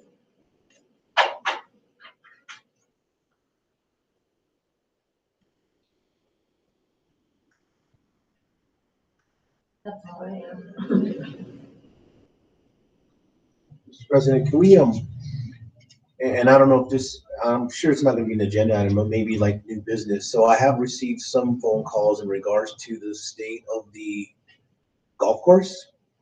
And, you know, there's some concerns with some of the folks that are maintaining that golf course, that they're probably gonna be unable to maintain it. So if we can kind of, in new business, discuss, we can't have it as agenda item, but discuss some plans or something to that effect where we can, I don't know how we're gonna move forward on it, but if not, all that money that went into the golf course is gonna go down the drain. Just, I don't believe there's gonna be anybody to manage it like it should be managed. So I'm assuming that would be new business, right, Mrs. Varela? Mr. Sepulveda? Yes. And then, Mr. President, if I may, I think the next board meeting is May 9th. I will need my idea B application to be presented before the board. It is due May 13th. So I'm currently working on that. And I'll share it to my next. And I will also have Title 1, 2, 3, and 4 ready by that point.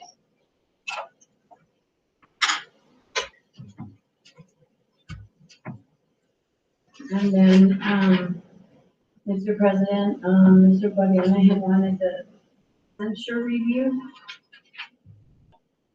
On that one, it says, that June 30th. So we can do it the last meeting in June. Why is June 30th? Huh? What does June 30th have to do with it? Your censure review? No, that's not at all what I'm asking for. I'm asking for, an acknowledgement of the prohibition from the Supreme Court to have a censure on a board member impact their ability to do their job, such as not being allowed to be on a committee, not being allowed to be an official. It has nothing to do with the end date. It has to do with doing it now and it being against the law at this time. That's something that we're gonna have to visit with Carol Helms, because she's the one that wrote that thing up.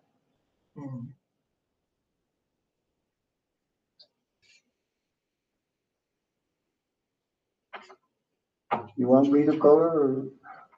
I think we should both call him. Okay. I'll give her a call. And if you talk to her before I do, you might ask her to. So it will be part of the agenda? Well, we can put it on there, but it just depends on what, if she gets back to me in time for the next, board meeting, or I can give a report on what she says. That would work. If it's on the agenda, I'd be happy. We can put that on there and I'll give a report on what she says, or. Okay.